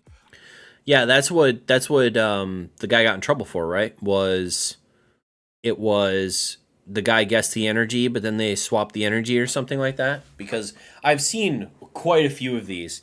There was one where I think the guy was breaking Korean Eevee Heroes, and there was a Moonbryon in it, and you know, magically the pack went off screen and came back, and it was just a regular VMAX, and it wasn't the Moonbryon anymore. Yeah, I mean, I feel like there's just been many instances of this shitty behavior happening on Whatnot. And I think it was last stream when I said that Whatnot has this reputation right now, in my mind at least, and probably a lot of other people's minds if it's in my mind, that it's just kind of a scummy place. Like, I feel like most of the scummy stuff that's happening in the hobby right now, in the selling part of the hobby, is at least most visible or happens to be happening on a lot of these live auction selling platforms, aka kind of Whatnot is like the biggest example of it. And I think it's a good thing that Whatnot is cracking down on a lot of it because, you know, I think they're trying to save reputation because I just don't think that it's going well for them. Offering to purchase Rip or Whatnot trade sponsorship. for a product if hit within a specific show. Advertising to purchase or trade for a collectible product. I already lost my Buyee sponsorship. Now my Whatnot sponsorship's out the window. Man, back to Stu Steele's, the video that I made a while need back. to get back on the guy fence. who had the Iono bounty and the expensive $1,500 card, and then the bounty got hit and he didn't send it out, and that guy's actually still streaming on Whatnot. There's the same kind of situation. These bounties. How'd you lose Buyee? Constantly making videos criticizing their service and how shit they are.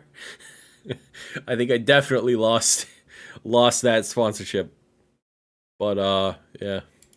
You hit something and you get something else. Those are issues, and there's a lot of nefarious things that can happen with those. So guess games are offering a prize for someone correctly guessing the contents of a concealed purchase, such as a particular trading card in a sealed product. Any game where the item purchase has a chance of activating the receipt I didn't think he of was a just going to prize read or it. I thought he was going to entry like into a summarize chance. it. For example, offering a raffle ticket for a prize each time a buyer makes a purchase, giving buyers who spend a certain amount of money an entry into a duck race for a prize, offering buyers an entry into a game of chance where they may win a prize based on the position of their bid. Duck races is something that a lot of people do, and I think this gambling nature is a huge issue. I think there's plenty of space. Need to hit that 10. It's not even 10 minutes. It's like 9 minutes and 5 seconds. And get people to purchase from them legitimately. And one of the biggest issues I had, and this isn't meant to be offensive. This isn't meant to be offensive to anyone. I'm not one of those people that thinks, blanket streaming is bad. I don't. I stream, about once a week. Stream on YouTube and Drip and stuff like that. And I think, hear me out, okay? Hear me out.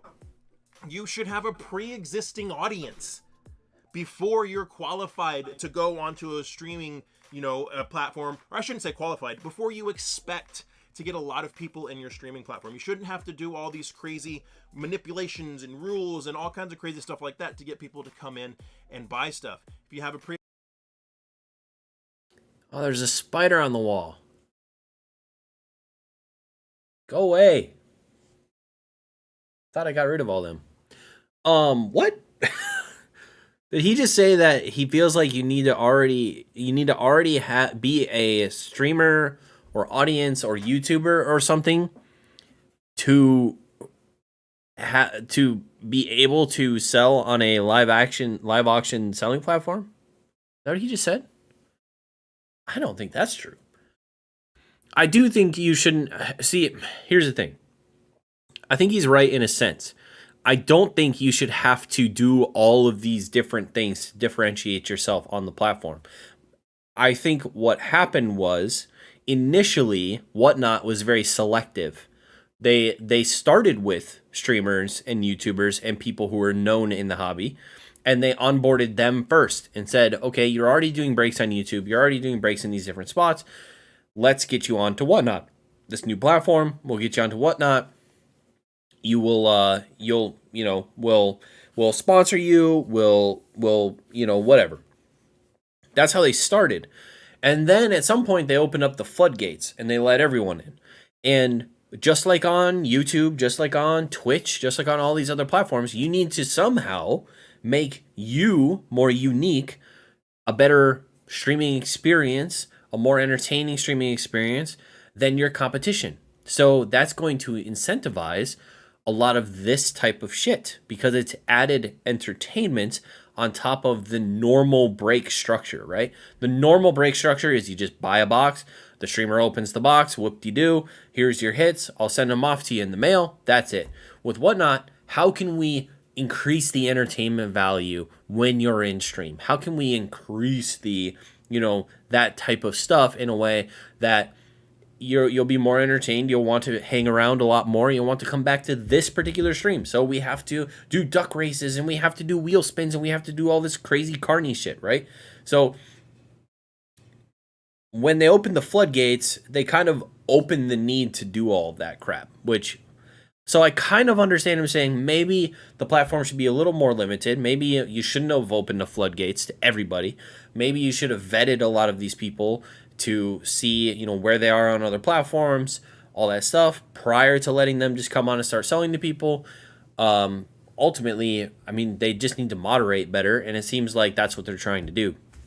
So, moderating better, I think, is the best option at this point. I don't think you can go back, revoke everyone's, WhatNot selling privileges and only give it to YouTubers or Twitch streamers. I think that'd be stupid.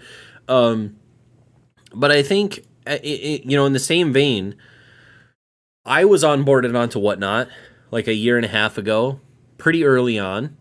And in the onboarding meeting that we had, I've talked about this before, but in the onboarding meeting that we had, it was like an hour long, I think. And I would say at least half of it was all about games, different games. Here are all the different games you can do to increase your viewership, to increase your sales. You have to be creative. Here are the different things that other people are doing to make themselves stand out. Just being a normal, breaker isn't going to cut it. That was the type of conversation that we had during that 30 minutes of the 1 hour conversation was how can you increase sales per pack? How can you increase overall sales? And it was all about gambling games on top of the stuff. They were incentivizing, they wanted you to do it. They were telling you have to differentiate yourself from other people. And it wasn't necessarily duck races and it wasn't necessarily scamming people, but it was what extra can you do that will separate you from everyone else.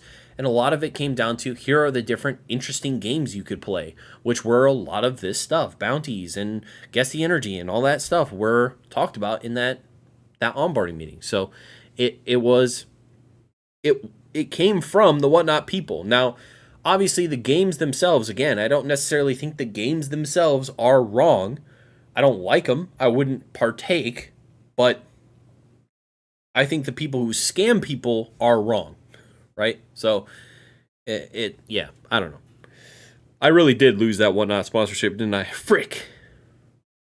Existing audience, or you're at least working on a pre-existing audience of people that like you. Even if you have 500 followers on Instagram, and out of those 500 followers, 50 of them are down, they're like, man, I love the videos and I love the content that he posts and I love his streams.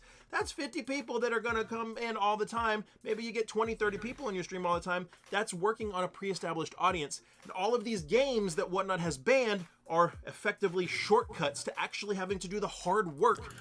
I don't think it matters. I mean, if you look at the people who are scamming people, right? The people who have actually scammed people on WhatNot, the biggest like person, Blake Martinez, the dude had the biggest pre-established fan base. The dude was a freaking NFL player. He was a National Football League player that was a well-known name amongst everyone that paid attention to football and also liked Pokemon cards. The dude had the largest pre-existing fan base you could possibly have. Like, how many articles did you see? Professional football player quits football to open Pokemon cards. Like, it was everywhere. He had a massive, like, previous fan base, right? So, obviously, this take doesn't necessarily translate because, like, one of the biggest guys, the person who created this scandal in the first place, had a massive pre-existing fan base. A pre-existing fan base does not guarantee that you're not going to scam people. This is kind of a really bad take. Of building up a group of people that like you for who you are and the content that you make or the streams that you put on and want to and are willing to fall for your scams harder than random people showing up to a random person's stream. Like, you could literally he's making the case to how much easier it would be for someone with a pre-established fan base to scam their fan bases. Like, look at every crypto scam that's happened over the last, like, 2 years. Logan Paul, like, all these crypto scamming assholes, they all have huge pre-existing fan bases that believe in them and trust them with their money for some reason because they're morons. But all of those people who have done those crypto scams are massive YouTubers, massive content creators. All, like, he's literally making the case as to why it's easier to scam somebody if you already have a previous existing fan base that trusts you. Like, come on, man. come participate in your streams. There is plenty of room for that type of behavior to actually build an audience so people will come and participate in your streams, whether you're selling packs for $5, whether you're selling really expensive vintage packs, whether you're selling singles, whatever the case may be. There's space for that, and all of this is a shortcut, and WhatNot is finally nipping it in the bud, and that is awesome. So kudos to WhatNot for doing that finally. I wish they would have done it a year and a half. The whole shortcut thing is dumb too, because it's like that whole take was so dumb. I feel like, no offense, you're not gonna watch this video, but no offense if you do, but I just feel like that take is just bad. It's just like you're basically just saying that, like, oh, Group X is better because they naturally grew their fan base. They, like, grew it from nothing. Where this other person is worse because they, quote unquote, took shortcuts, which happen to just be, like, interesting, inventive, entertaining ways to differentiate themselves to the way that you do things. So, like, we can disagree that the ways maybe aren't good and they resulted in scams, and that's bad. But, like, saying that, like, you're somehow more trustworthy because it took you longer to grow your fan base, like, naturally, than somebody who took what you did, made it more entertaining and different, grew their fan base faster, and ultimately ended up scamming people, which is terrible and shouldn't have happened. But, like, it just doesn't equate. Like, you're not better than them because they did it different than you and faster. Like, I don't know. It just, this whole line of talking just isn't hitting me very well. Ago, but hey, they're doing it now, so I mean, yes, good job for doing it now. Actually, in layman's terms, break down what's happening here is this is all because of the Blake's Breaks scandal, because of everything that came to light, what happened with Blake's Breaks and all of the scams that were happening there, and who knows which streamers actually were in on it or not. There's some that were confirmed to be on it, some that are, you know, denying that they were in on it. And this is putting into question the $11.5 million that Blake's Breaks made in sales in 9 months or whatever it was. This is a massive scandal, and this is in direct response to that. And I hesitate to say kudos to WhatNot for actually doing it. I don't really think they had a choice, but it's about time that they did it. And nobody's going to be able to play any more of these crazy bounty games. And I think that's good. It's going to take away. I do think, I mean, they did have a choice. They already banned Blake's Breaks from the site. So they could have just kept going. Because up until this point, like, people have been talking about this for a long time. That this is some shady shit, and a lot smaller figures have been scamming people for a while now using these different methods. So it's not like this hasn't been talked about. It's not like they could have, they could have done something sooner. They could have banned Blake from the platform and then just moved on. So I'll give them even more kudos to the fact that they're making a change, because I think overall, I feel like they've grown their customer base large enough that they can make this change in moderation and it'd probably be fine. It's better for the consumer. Ultimately, it's better for it's probably not. I mean, it's not better for the seller if you were doing these games, but I think it's better. I think it's better for the overall health of the platform, and especially for the reputation of the platform, which, like I said, I haven't been on WhatNot forever because I just think, I don't know, WhatNot and scummy business practices just for a while have just gone hand in hand in this hobby, especially. So, yeah, I don't know. It'll be interesting to see how it shakes it up. One thing that I thought about is, if these streamers can't sell $3 modern booster box packs for $15, $12, $10 anymore, how big is WhatNot? How much are WhatNot streamers kind of holding the modern sealed section of the market up because they can sell for much higher than other people can? Like, a WhatNot streamer can buy booster boxes for $100, $110, $120. If they're selling them for $10 a pack, they're still making bank.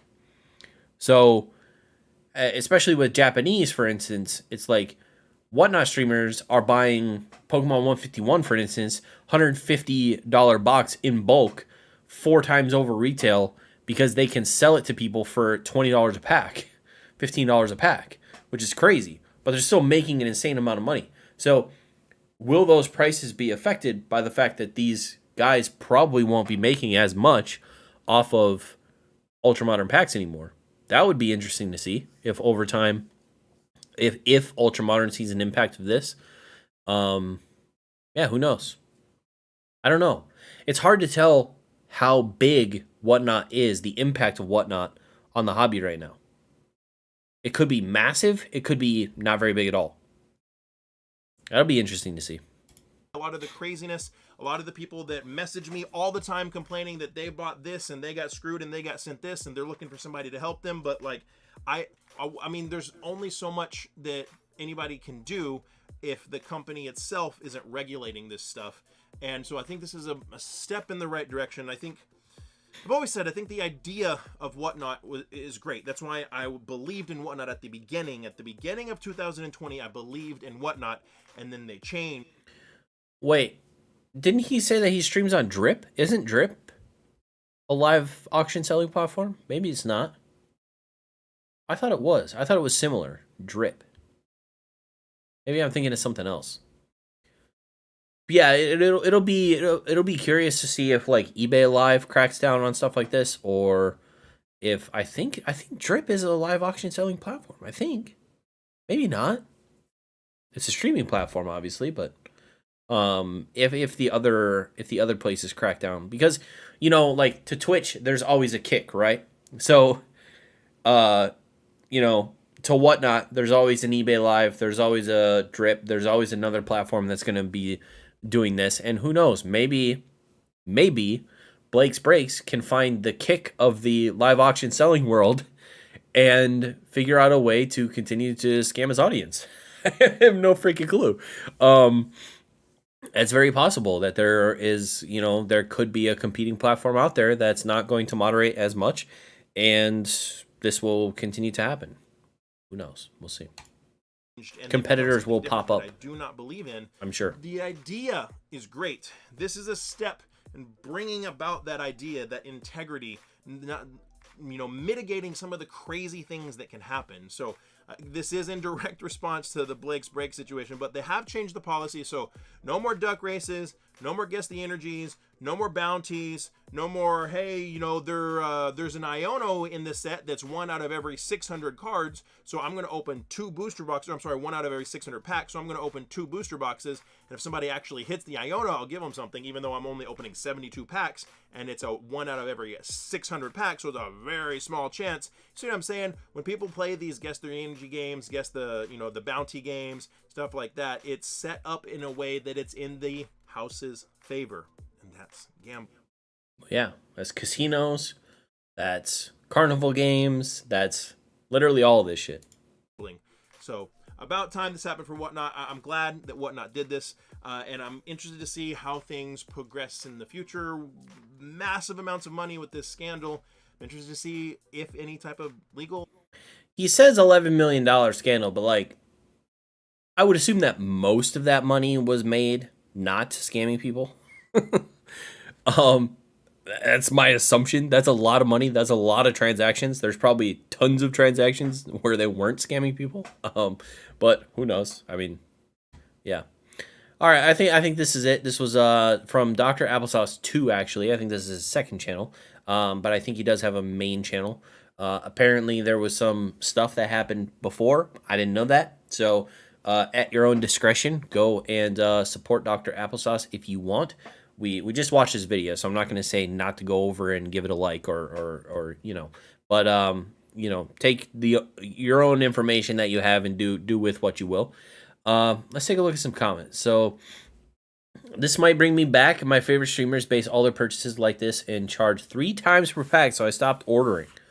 That's just crazy to me. I just can't justify $20 for a Crown Zenith pack. What? Was that actually happening? I don't understand why people pay up for the quote-unquote experience of a live stream. Like, I understand that there is an experience of a live stream, but like, for instance, if you're on Twitch, that streamer's making a shitload of money. They do not need to oversell their packs. Like let's take Island Grown, for instance, okay? I'm not trying to take shots at Island Grown. I think Island is, for the most part, a great content creator. But what I will say is, when I was watching Island, he charged way more for packs than if you just bought them yourself online. And I understand that some people will justify that by saying, well, I'm a part of the experience. There's the chat. There's him reacting to my polls. There's all this stuff that I'm experiencing on top of just opening a pack, so it justifies the cost. Okay, that's fine. If it justifies the cost to you, cool. For me, it really doesn't. And it seems really crazy to me that like people charge $20 for a Crown Zenith pack, or even $10 for a Crown Zenith pack is insane. Like, you shouldn't have to spend $100 for a Crown Zenith ETB. Like, is it really justified twice the amount of money than just buying it yourself to have Island Grown pull packs for you? That's kind of, I don't know. Maybe it is for some people, but it just doesn't make any sense in my head. This is a start, maybe a little too late. I personally stopped buying on WhatNot 6 months ago with how scummy the place is. Yeah, I haven't purchased a single thing off of WhatNot because the prices are just crazy. In most situations, I saw the prices were nuts.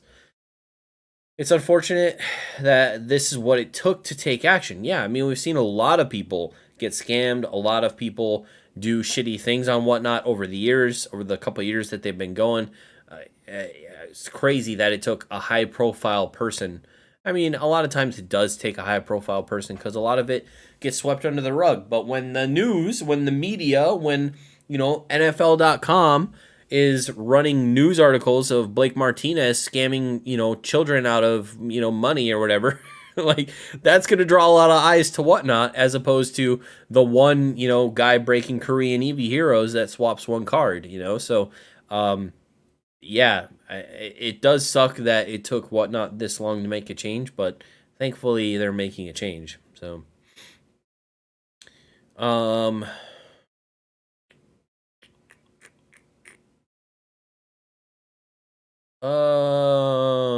I think what they did is just cover up their mistakes and good streamers getting affected by this decision.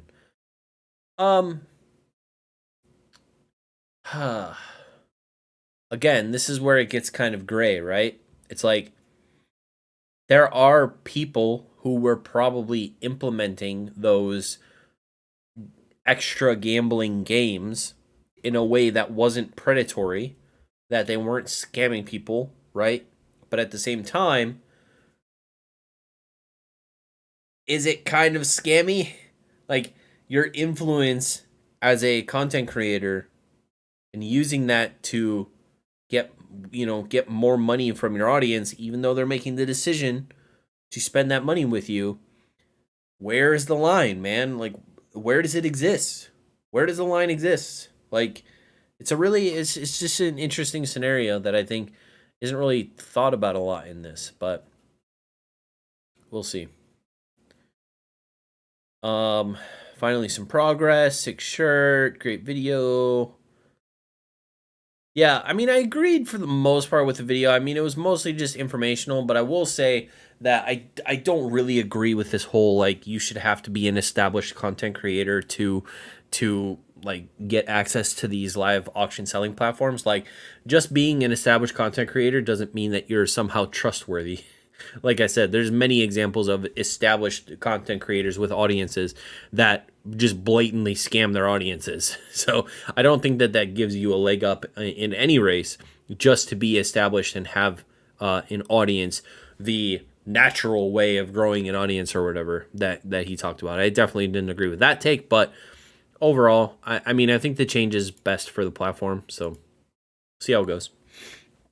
We'll see how it goes. At the same time, I don't go on it.